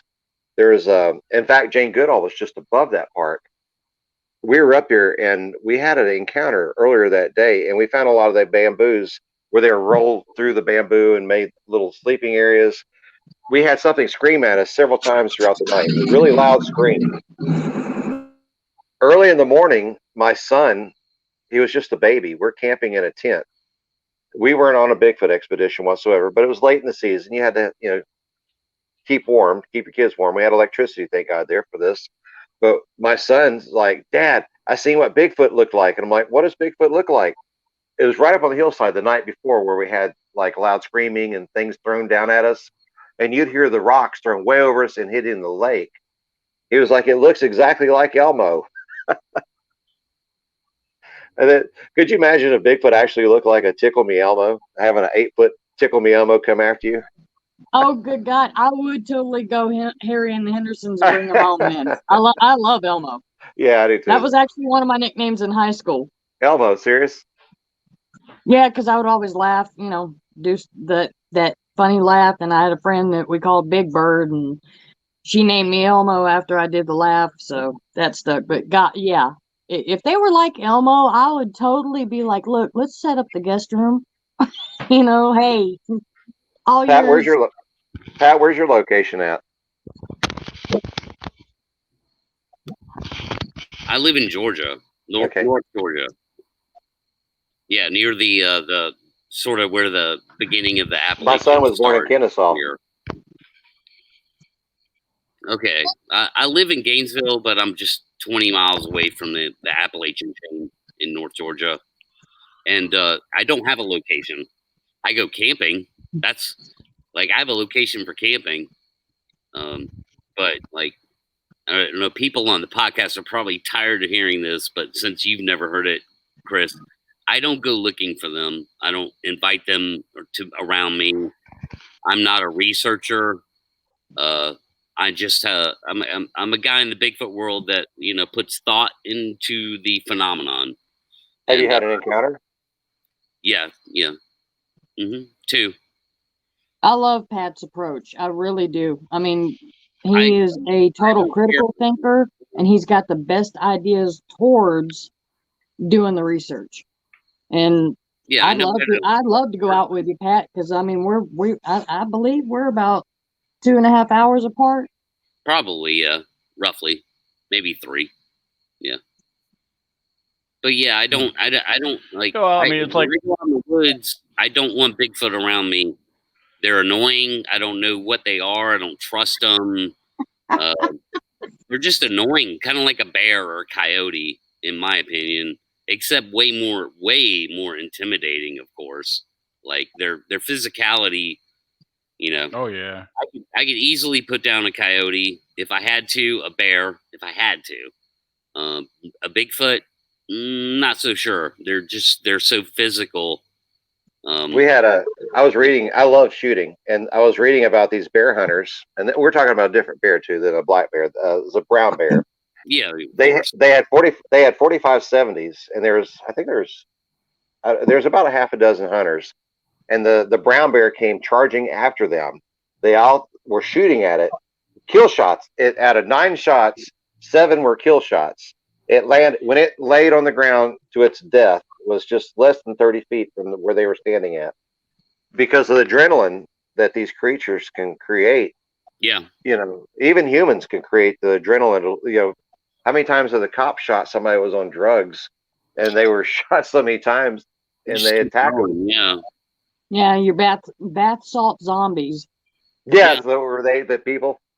Oh, yeah. I mean, I'm convinced that, I mean, when I'm out in the woods, I have a 223 rifle or a 5.56. I'm convinced that, to even shoot one at that point, if I felt I had to for self-defense or whatever, I'm not advocating for hunting them or anything like that. No. Would just, I mean, people say, oh, it would just piss them off, maybe in the moment, but they'd wander off into the woods and die somewhere because they can't get those bullets out of their body, Let me tell you a story about American soldiers I know the man. He just lives right down the road. Barack Obama gave this man some kind of award because he had the most killed. Well, I love it. He was in Vietnam, and they made a movie. I think they called them Ghost Walkers or something of that nature. It was in the Vietnamese War, and I'm not a history buff on this, so you can correct me. I don't mind that at all. But he has a tattoo on his arm, and they made a movie about this with Bruce. Was it Bruce Willis or somebody was in the movie? One of the big name actors was in the movie, and he was talking about in the Vietnamese War, they would walk through the jungles early in the morning, even before daylight, and they're all walking, and anything that moved, they lit it up with their machine guns. And they said many times these giants would come up out of the ground like it was laying down or something, hiding from them, and they would light into them. They'd find the trace of the blood on the ground, but they never found the body, not once. You need to find that movie, because unless it's I mean, Sam Elliott did the man who killed Hitler and Bigfoot. Which, by the way, Sam, if you're watching this, I am highly disappointed in you for endorsing Biden. Trump 2020, baby. Trump 2020. Look, no, funny thing is, y'all have seen that picture of Bigfoot campaigning for Trump with a sign on Facebook. Have y'all seen that? Yeah. Funny thing about it is, I posted that on the my, Bigfoot my personal page. And then it wasn't even a couple days later after I put that up there.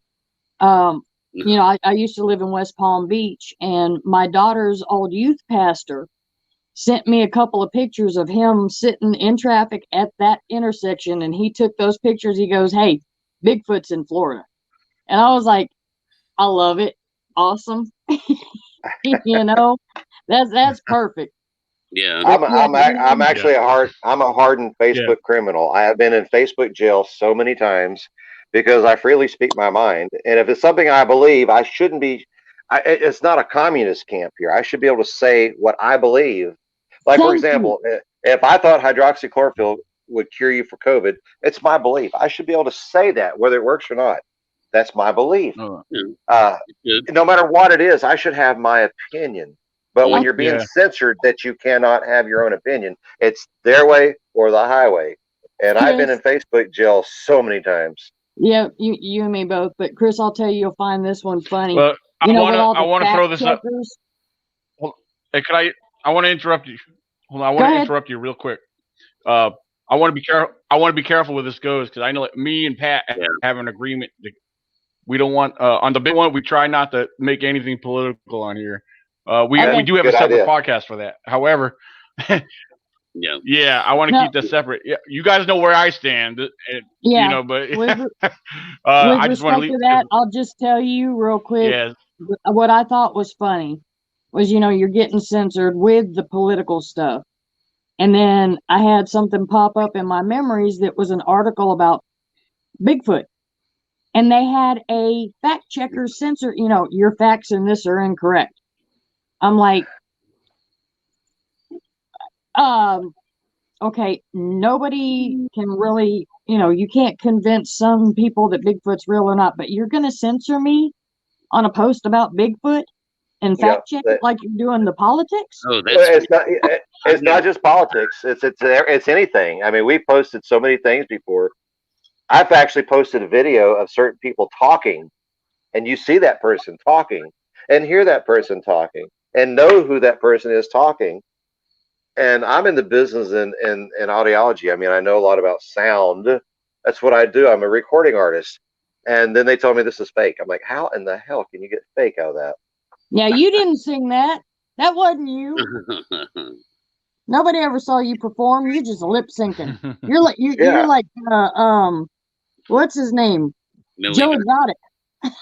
Oh, Joe Exotic. Yeah. I didn't know what they were talking. My cat.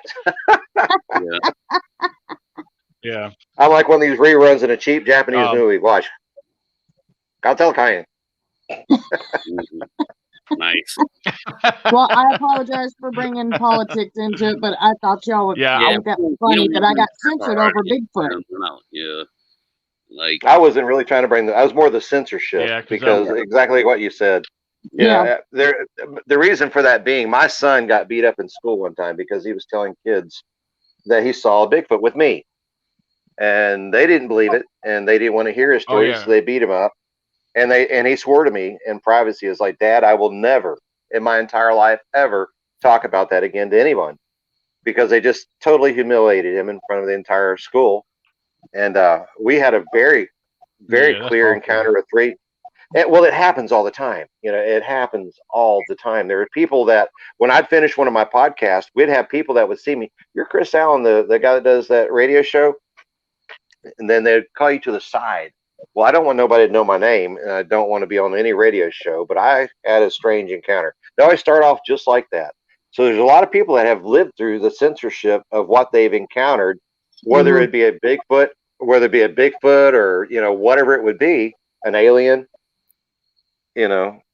We can't have a freedom of speech and say what we without people harassing you. Yeah. We're all thought to be crazy. We're all insane. We believe in this crazy phenomenon that's no way possible real. Well, if you're married to what I was married, if you're married to what I was married to, Bigfoot won't scare you. Hey, I'm gonna tell you right now,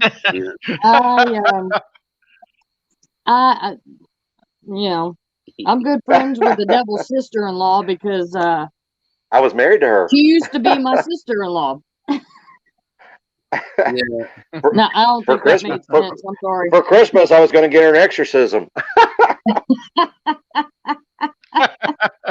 I'm joking, guys. I'm joking.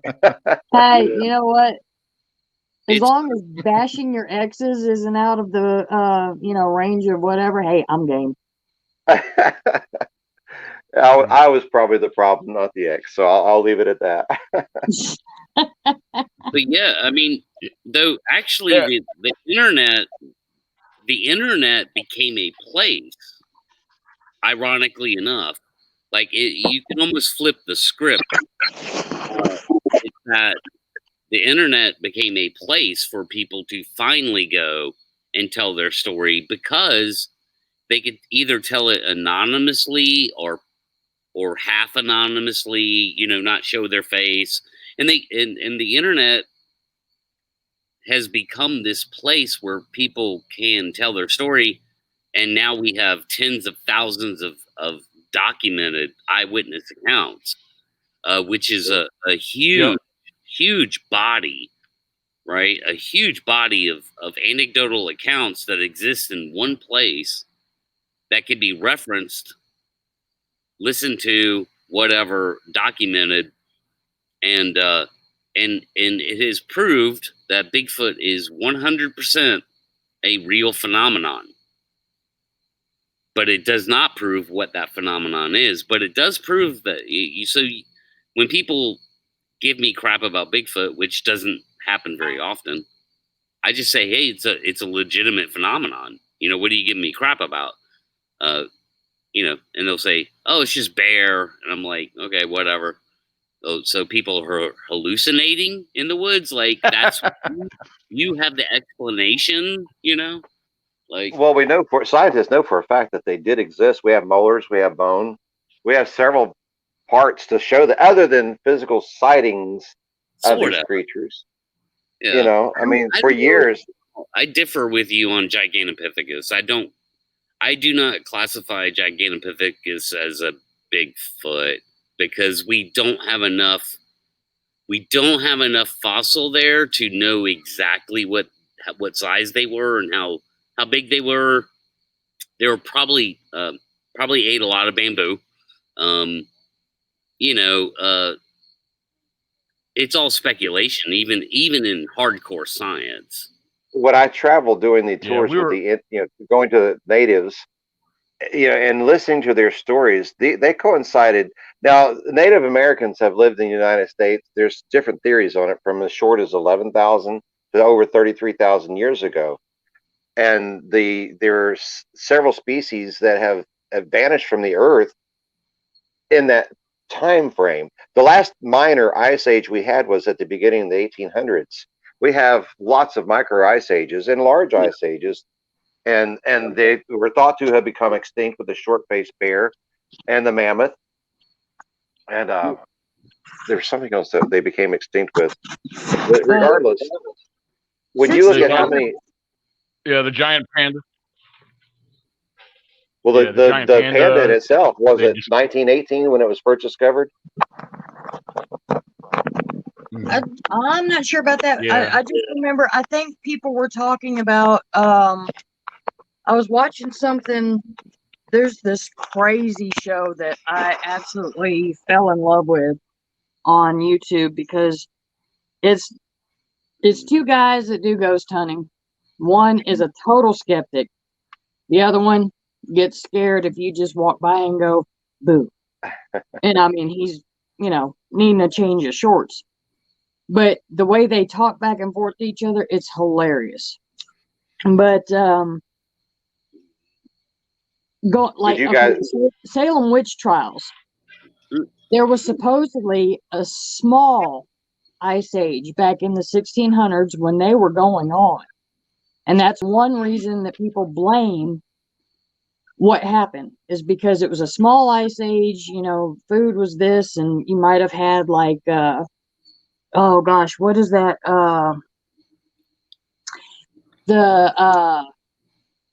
Not mildew, but it's a certain kind of mold that grows in grain.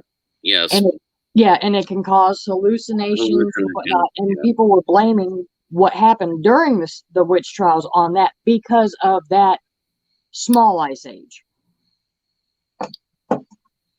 Mm-hmm. So to this day we still have, it's absolute, is a type of whiskey, and you can get it in several different varieties. There's a worm that dissolves the oak wood that it lives in. The acids will dissolve the past that they eat into that, and they make cured barrels of the oak. And when they store the whiskey in it, it takes the acids from the worm and makes it hallucinogenic. And I thought that was tequila. Well, tequila makes your clothes fall off. This makes you see things. I don't know if you guys actually seen my encounter that I just posted this past week. This has nothing to do with the Bigfoot. This is something very unknown. My friend who's here in this house is a witness to it. We had one of these. We didn't really know what it was, but we came in and we drew a picture of what we just saw. It flew right between us, and it appeared to be like the shape of the infinity, like an 8, like a number 8, but a long 8. And this was over a foot long, and it was like a metallic. We didn't know what in the world it was. Well, my security camera just captured this the other day. Now, the first one was clearly over a foot long. This one, I took a thermos, which is bigger than this coffee cup in diameter. Let me get the light on here. This thermos was exactly 8 inches long and as big around as a thermos. And it just happened, something tripped my security alarm, and I have high definition cameras. And so I zoomed in and I'm looking everywhere, and in slow frame motion, you can see this bright bluish, a beautiful blue. It looked like it was like a wasp, but this thing is every bit of, so big around. And it was huge. It would fly so fast, it was almost nearly invisible. And somebody asked me, was it as fast as a hummingbird? It's like, let me explain something to you. On a 1 to 10, a hummingbird on slow is a 1. This thing was beyond fast. And so I started trying to do some research on the internet, trying to figure out what it is. And there's other creatures too called rods. The History Channel has one called Monster Quest. Actually, they have Dan Noreldo, a friend of mine. He used to own Monster Quest. They have these things called rods, and when they're in Mexico, they're jumping off a cliff into a cave. It's like an in the ground cave. They're parachuting down in this cave, and you can see them flying back and forth all over the place. They're definitely real, but it shows them like there's a cameraman that was doing a weather report, and he didn't realize one flew in the air. There was a Category 5 tornado in Oklahoma that killed several people. He was filming this storm, and when he went back into the studio in slow frame motion, he seen one of these things going by, and he started investigating it. I just heard of this the other day. I didn't know anything about a rod until 3 days ago. But if you look up Monster Quest rods, when they're jumping in the caves, you can see them clear as day. And that's not what I encountered, but this insect is it's 8 inches long and big. And there's no insect on earth that's the size of this or that looks like this. I've had all kinds of people send me all kinds of pictures of wasps that are half-inch long. You don't understand how big this is. So I went out there and I took my coffee cup, my thermos, and I put it on the ground where this was at, so you can get a side-by-side comparison of my security photos. Now I have the video, which I wasn't able to upload the video onto the internet. I didn't know how to do that yet, but I still have the video of it. And when you watch how fast these things fly, they fly so fast. When they go on a straight shot, they become invisible. You don't even see that. I can guarantee you a lot of people, like if you were to put that up in certain groups, they would say that it was a fae or a fairy. I recently saw some pictures of that where they were showing it like on their fingertips and things like that. To me, looked an awful lot like a moth. Well, you can see this clearly. You can see this very clearly. I mean, there's no mistake about what you can see. Yeah. I mean, it's got almost like a large pincher, like a crayfish. It has a pincher in the front, like if it was a bird bill, but it's got real sharp spikes in that. Its head is this big around. I mean, that's how big its head is. Well, I'll tell you, okay, going back to kind of like what you were saying just a few minutes ago when I was off camera, I was still listening, but I was fixing me another drink with people and how they are with scrutinizing. Daniel and I have spoken about this. Pat knows about it. I don't believe in any way, shape, or form. I don't care how much of a hot spot you are near, of, whatever. I mean, I've got a friend here in Alabama that literally lives in the middle of what I call not just a tribe, but a community of Bigfoot. But every time we go out, we don't get evidence. We don't get howls. We don't get wood knocks. I don't believe that there's any way, shape, or form that every single time you go out on an investigation, you're going to find something. Oh, no. And I've said that. And when I said that, and Daniel may remember me and him talking about this, but I said that either on this live stream or on a podcast.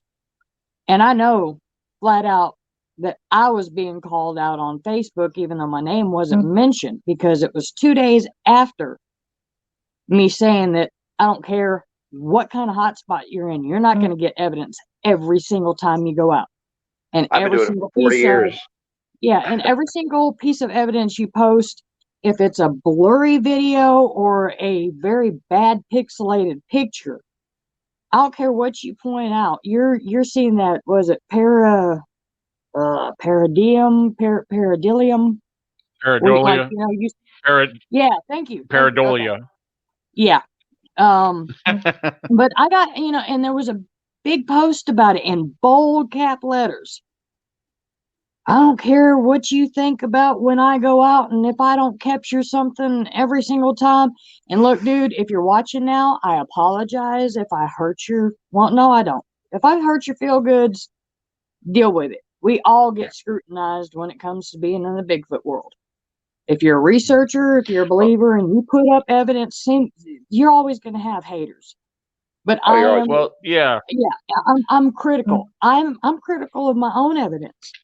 I won't sit there and say, yes, this is that until I get Daniel, my other friends, Pat, unless they turn around and say, yeah, you got something. I'm not going to sit there and say, oh my gosh, look at this. I definitely got something. right. But it was a big long post sitting there saying, Well, if you don't believe that I catch something every well, time I go out. And I was just like, if you're going to get your feel goods hurt that bad, you don't need to be in this kind of research business or, put your stuff out there. The biggest question that was asked on my radio show that people always called and asked, why don't we have better footage of a Bigfoot? And I always explain that quite simply. If you take in your yard at nighttime with just a flashlight and a black animal like a dog or a bear ran through the yard, you're not really going to know what it is unless it was yours. You're going to see something moving, running. It's not going to be like if it was a white dog or a tan dog or something. Black absorbs light. And you're just talking in a short. If you're out in the woods and something's out there and doesn't want to be seen, and I'll tell you, I used to raise gray wolves, and I would set them free after they were so long. After we had them so long, and I was over in the George Washington Forest area with Sharon Nestor up in Lewisburg, which was who I bred through her gray wolf that she had. When I turned the wolf loose, we were filming all around us, and you couldn't see it. It was probably 100 feet away from you, and you couldn't see it at all. But when we went back and put the film on our high tech cameras, our devices where we could view back, we would see there he was standing right there. They blend in so perfect in their environment, just like somebody posted a picture of a copperhead in the leaves today. You could step right on that copperhead, and you would not even know it was there. Oh God, they're. I think copperheads are better at camouflage than Sasquatch. Because they both do a great job. Yeah, have you ever seen the ones like where somebody's been leaning up against the we're tree talking and then about- they look closer and there's a copperhead like in the bark next to them, but you never know it? Yeah. I mean, that's how it is. And, and there's a lot of jealousy when it comes to the Bigfoot world. There should be. You'll see the lightning going on behind me. We're researchers, and we're all just trying to figure out what it is and more detail on it. And until my opinion is until we actually have one captured of each species of one captured, we're really not going to know. I mean, you didn't know much about the panda. You heard about the panda, but until it was captured, we didn't really know a lot about the panda bear or anything else. Yeah, Chris, you can have a whole Barbara Walters special with an interview with a Bigfoot, and people would still be like, "That's fake. That's a hoax." And of course, like I said, I scrutinize my own stuff, and I go to Pat, I go to Daniel, I go to my other friends that I know are reputable. I'm not willing to say, even that video that they played earlier, I'm not going to sit there and say that is definitively a Bigfoot. I just know that there's something off in that picture that caught my attention and it doesn't match up with other things. I can say that, and I'm not going to throw up a picture of trees where there's like shadows or a tree stump that can kind of or possibly be right. a Sasquatch. I'm sorry, but unless I saw it with the biggest my thing. own eyes. Go ahead. Yeah. Well, the biggest thing in the Bigfoot community with a lot of people, now keep in mind, you guys know I'm pretty objective on a lot of things, and I used to be pretty blunt, but over the years I like to, I guess you could say I've kind of humbled a little bit when it comes to explaining things, but a majority of what's put out there, we all see it. A lot of the, people like to share images of distorted, blurry images, and some of them is pretty obvious that there's really nothing there. However, I believe perception is everything. Everybody has a personal perception. And I believe, and a lot of people probably won't like this, but imagination controls the mind with a lot of people. Oh, yes, it does. And that's the way I think of it.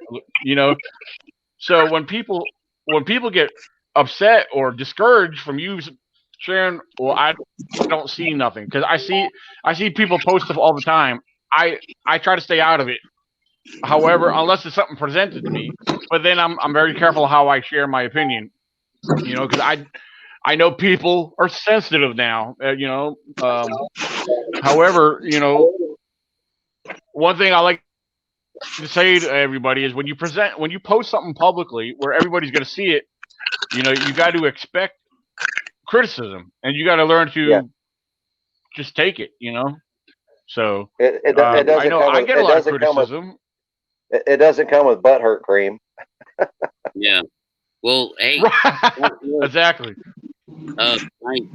I have no way to recharge my computer, so I got 2%.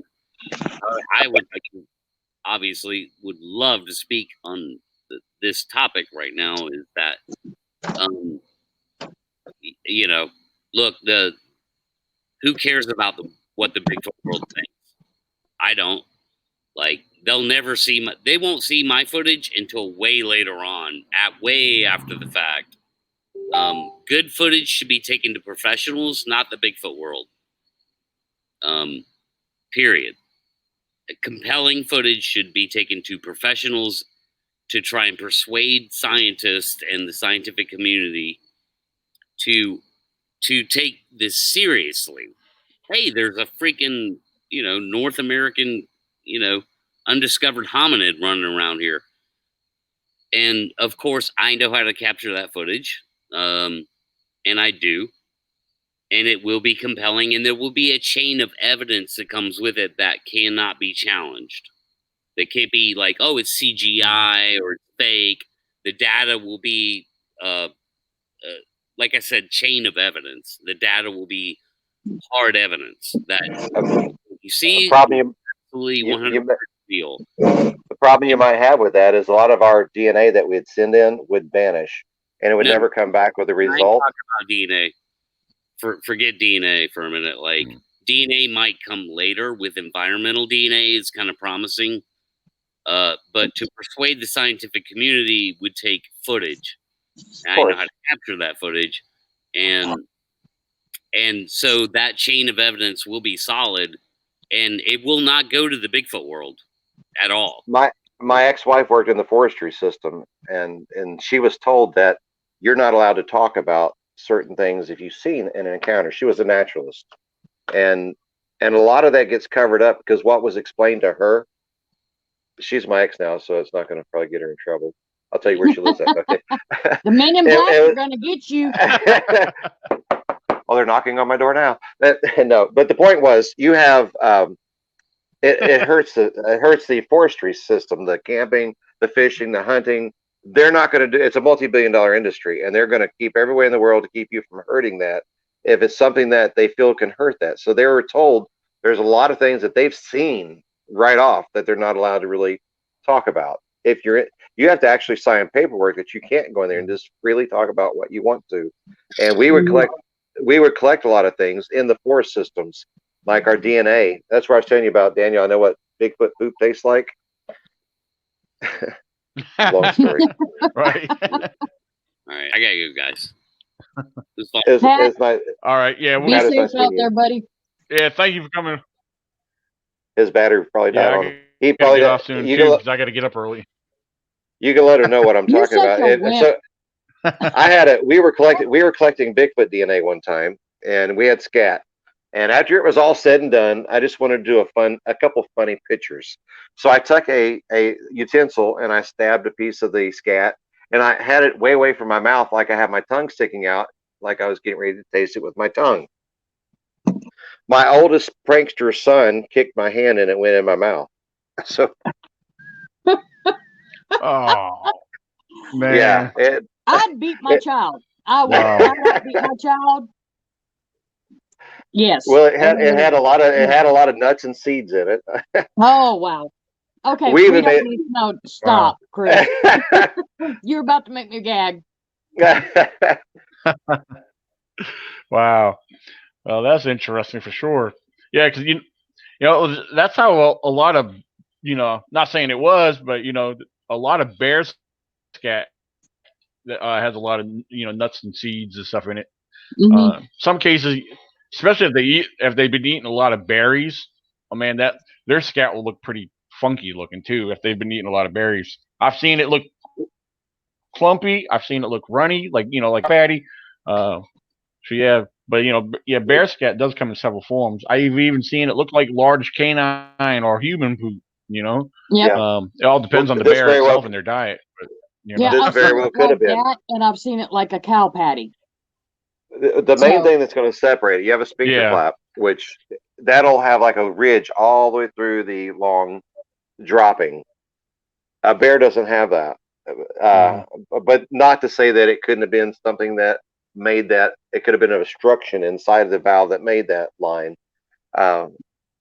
But the point was, a lot of times, a lot of our fellow researchers were sending out their DNA to be collected and to be sent out, and it would most of the time it would come back, non-conclusive or something of the sort. A lot of times it would just vanish. And I'm not saying there is a conspiracy.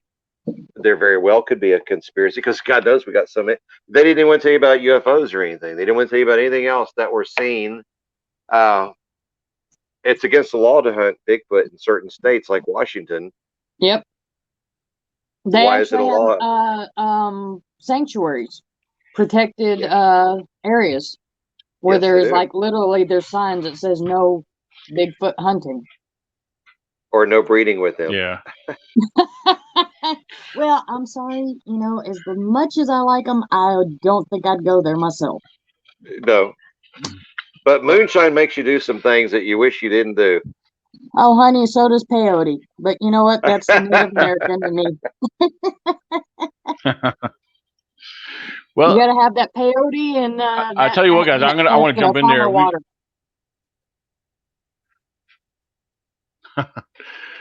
Check to say we're over 2 hours, which is fine. We've gone a lot longer, but yeah, I do got to get up early tomorrow, going out for the day. And but before we get off here, I do want to make a couple brief announcements. As I mentioned earlier, when we first started, for those who are still on here, for future viewers, be sure to check out the links that are listed and posted into the description under this live stream. I have them posted both on Facebook and on here on YouTube. So there's actually a link to my Wildlife and Bigfoot Field Guide book, and then also Melissa George's fundraiser, Bigfoot books for kids.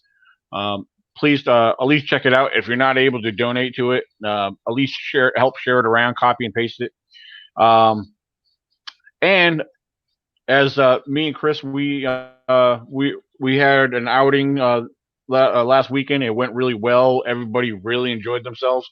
I am also looking to conduct another one in the month of May of 2021. So when it gets closer to that time, I'm going to try to definitely try to get the date out there as soon as possible, because I don't have no specific dates on that quite yet. But I will try to get that out there with enough notice, so if anyone's interested, they can plan on attending. And don't forget, June 26th and 27th, our third annual Virginia Bigfoot Con and Family Festival will be taking place right here in Wares Cave, Virginia. So again, that is June 26th and 27th. You can go actually check our website out. Our website, which I'll pop that up here right here. Can't remember where I posted it. There we go. Our VABigfootCon.com. So yeah, go check out the website itself. You will actually see Chris Allen's face in there. I got Chris Allen in there, so he is our official music entertainment for that event. So get familiar with him. Check out his music. Oh, who are you again? Nah, just joking.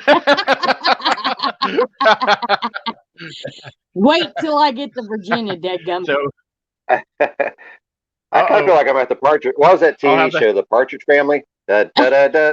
I'm looking up. Absolutely. It's going to be a good time. If you don't mind, real quick, Daniel, I just want to do a few announcements of my own. I definitely, you know, Daniel, if you can't make it down here, Chris, of course, you as well. Then I'd love to meet up with y'all, you know, in the Cherokee National Forest in Tennessee somehow. I definitely do want to make it to Virginia to meet up with you, Daniel, and the group. And as I said earlier, I've got my group that I consider a sister group to ECBRO, which is Central Alabama Bigfoot Researcher Organization. And as we were talking about with people getting scrutinized for their encounters, their evidence, whatever it may be, you can always send, join the group, send me a personal message. If you've got something, your name, your location will never be ever shared with anybody, and nor will your pictures or videos. If you send me something, and Daniel will tell you, I sent him a long message about how much I respect him. That's why he's a peer to me. The first ever picture that I got of an actual Bigfoot face, I was scared to death to come out and say anything about it because I didn't want to be that, my nickname is crazy, but I didn't want to be that, Right. person. But I sent it to Daniel, and he scrutinized it, and he looked at it, and he gave me that confidence. Him and I'll say her nickname that she goes by, so I don't want to call her out publicly, but my girl Cat Rabbit. They really encouraged me in coming forward and not giving a damn about what other people think. I know what I've witnessed, what I've experienced, and I will gladly help anyone and guide them along those lines. Privacy is the utmost key. I swear, you've got it on video, and I'll even write out a daggum statement. If you're afraid to come forward with something, by all means, don't fear sharing it with Daniel, Chris, Pat, me. Just by all means, come. Nobody's ever going to scrutinize you when it comes to us. We'll give you honest opinions, but we're not going to put your name out there. We're not going to put your experience out there unless you want it to be. And we will never, ever share photos or videos or any evidence that you send to us, because, that's what it's about. It's about helping people figure out what's going on and not exploiting them. Exactly. Well said. Well, thank you. Absolutely. Yeah. Hello. Yeah, or sometimes people they don't want to. This I know I've always told people they could if they're not on Facebook, because there's a lot of viewers on here that are don't have. So if you have anything you want to share with me, I have my email running across the bottom of the screen. It's ECBRO98@gmail.com, and so yeah, you could always do that, or if you are on Facebook with one of us, feel free. And to answer a quick question, Raptor Crazy's asking me. He said, I've been out of the chat for about an hour. He said, are you guys going to meet up somewhere in particular to do a research hype thing or no? Well, he must have just got on after I mentioned, as far as May of 2021, I will be forming a gathering again for a week-long camping expedition. One thing I will mention, I know I've had others in the past participate, and a lot of them can't stay the whole week, which I totally understand, work-related reasons for whatever. Anyway, yeah, if you come out for a day or two, that's great. But the plan will be for a week-long thing. That will be here in Virginia. And I have been invited to come down to North Carolina. Actually, they reminded me not long ago. But that won't be till after the first of the year, and that will be for pretty much a weekend or a long weekend. The North Carolina Squatch Watchers invited me to come along and do some investigations with them. And talking about the North Carolina Squatch Watchers, for those who know Taylor, one of the Squatch Watchers in North Carolina, he's actually getting ready to get married. I think this week or weekend. So he will be a married man. So shout out to Mr. Well, I don't know whether to say shout out to Mr. Taylor Cook. Condolences.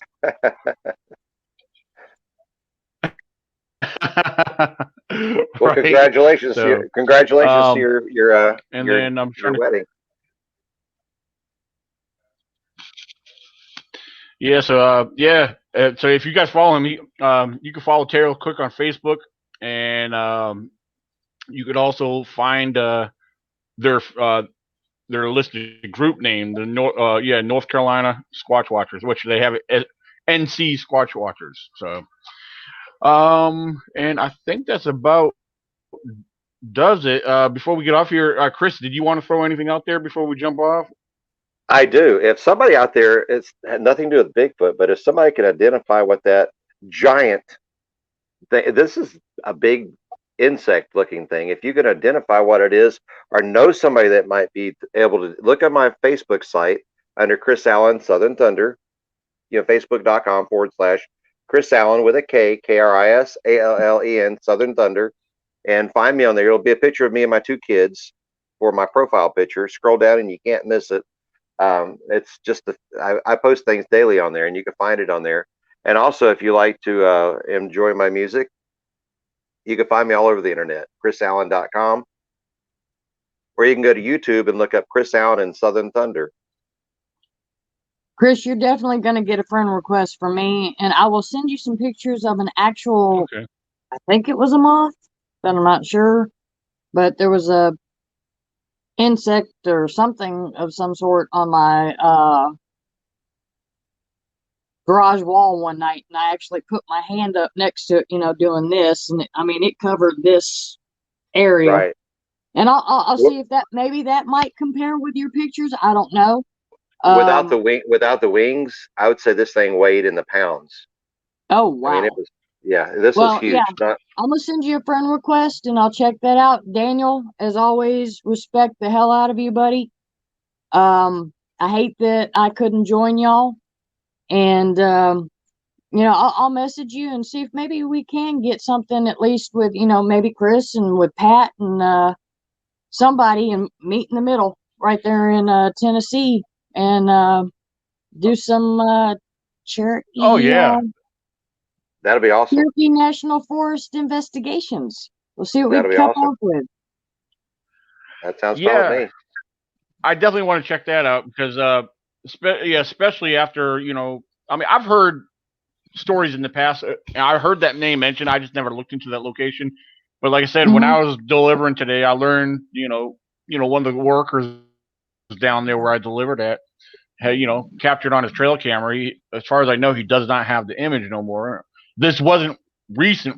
However, he's an avid hunter, and there was two unidentified eye shines that picked up on his trail camera, and it wasn't on a tree. It was next to a tree in the opening, and he estimated one to be 6 foot, one to be 8 foot. So I found that interesting, considering the history of down that area. It's a very squatchy area. Other people have reported having rocks thrown at them and stuff like that. So it's definitely interesting. And for the record, real quick, I have. Yeah. Oh yeah. I haven't been able to keep up too much with some of the comments and chats, but Misty Pearl is I believe she is a big fan of yours, Chris. Earlier in the chat, she mentioned she loved your smile. You had a beautiful smile, and well, thank you, Misty. And she's very glad that I had you on tonight as well. So if she's saying friend request her, so. Yeah, just find me on Facebook under Chris Allen Southern Thunder. And she said Daniel is phenomenal. Okay, well, thank you for that. And Alan, which is a good show. Schmexy. Well, yeah, her name's Haley, and she's my doll baby, everything. So Chris got to meet her over the weekend. Yeah. Super nice person. Super nice. Yeah, she sounds good. Yeah. Oh yeah, the boys, all the kids had a ball shooting your gun. They love that thing. And I told Haley, I said, I know the perfect Christmas gift for them. I can only afford one, so you can get a bunch. You get a bunch of those rubber turds. I had a rubber turd, and we had so much fun with that. Hey, Daniel, I put it in someone's chair. I put it in someone's chair down there, and they sit on it.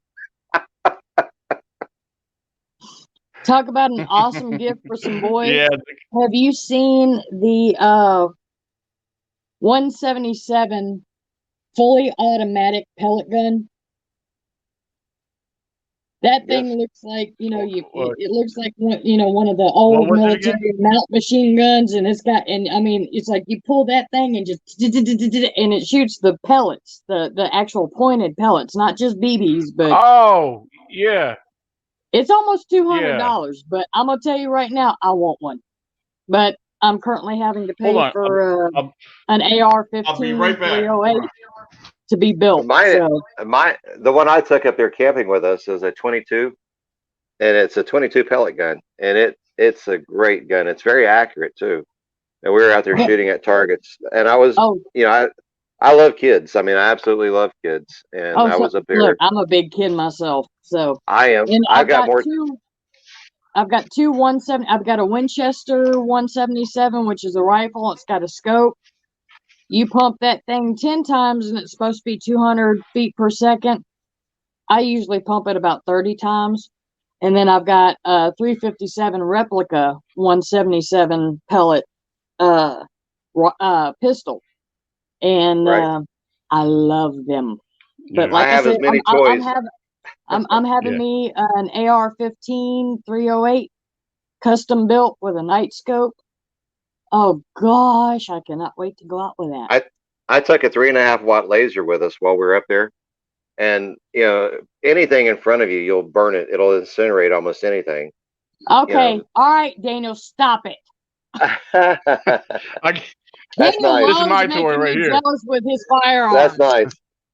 That's nice. It is my fully tactical. Yeah, it's all decked out, fully tactical. Yeah. Is that a Got the 223? red and green laser dot on it. Got a Is that regular. a 223? Yeah, 223. It shoots to either 223. Yeah. Yeah, it shoots to either 223 or the 5.56 NATO round. Right. So Love yeah. it. Yeah, it's got the. Hey, Yeah. y'all see my Halloween decoration? Cool. Yeah, I tagged that and kind of did a little bit of detail on it. But on the wall behind it,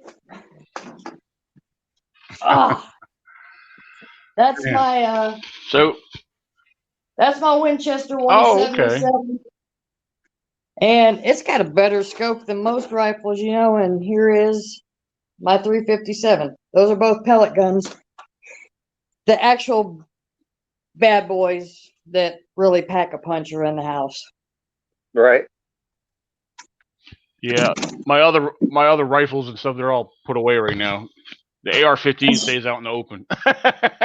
Right. Oh yeah. And then I got my handgun. So. All Yeah. right, y'all. I'm gonna go ahead and get off here, Chris. I'm definitely sending you a friend request. Daniel, I love you. Respect the life out of you. And I hate that I missed the your Sounds good. together. But yeah, we definitely need to certain Yeah. individuals need to get together, find a common place that we can all get to affordably, and have a nice little hunt. I think we're gonna have a mild winter, so it shouldn't be too bad. Yeah, we'll definitely see how that goes. But yeah, like I said, as soon as I get the date set for the May camping event, I will definitely post it. I'll do a promo and I'll throw it on YouTube here, and of course I'll have it all over Facebook. So, but yeah, it was a great time tonight. Thank you for coming on, Chris. You'll definitely have to do this more often if you're able to. Your photographer out there at the group, man, he did some awesome pictures. The group picture that's one of those pictures. Oh yeah, that will go in my personal collage of photos. Yeah, I definitely will have to print that out myself. I got a real good printer here, and I actually do my like when I take pictures, regardless if it's my phone or whatever. I got my own printer. I got photo print paper, and I usually frame a lot of my own stuff. So you can't see it. I got some things up here that I've actually printed and posted and framed myself, but they're behind my green screen that I use. But So Right. yeah, I'll yeah, there's a lot of pictures I got to get caught up on and print them out. I just need more ink for my printer. Right. So, but so yeah, till next time, guys. We're gonna go ahead off air and be back every Friday night. So, and we'll definitely have to get Chris on here again. So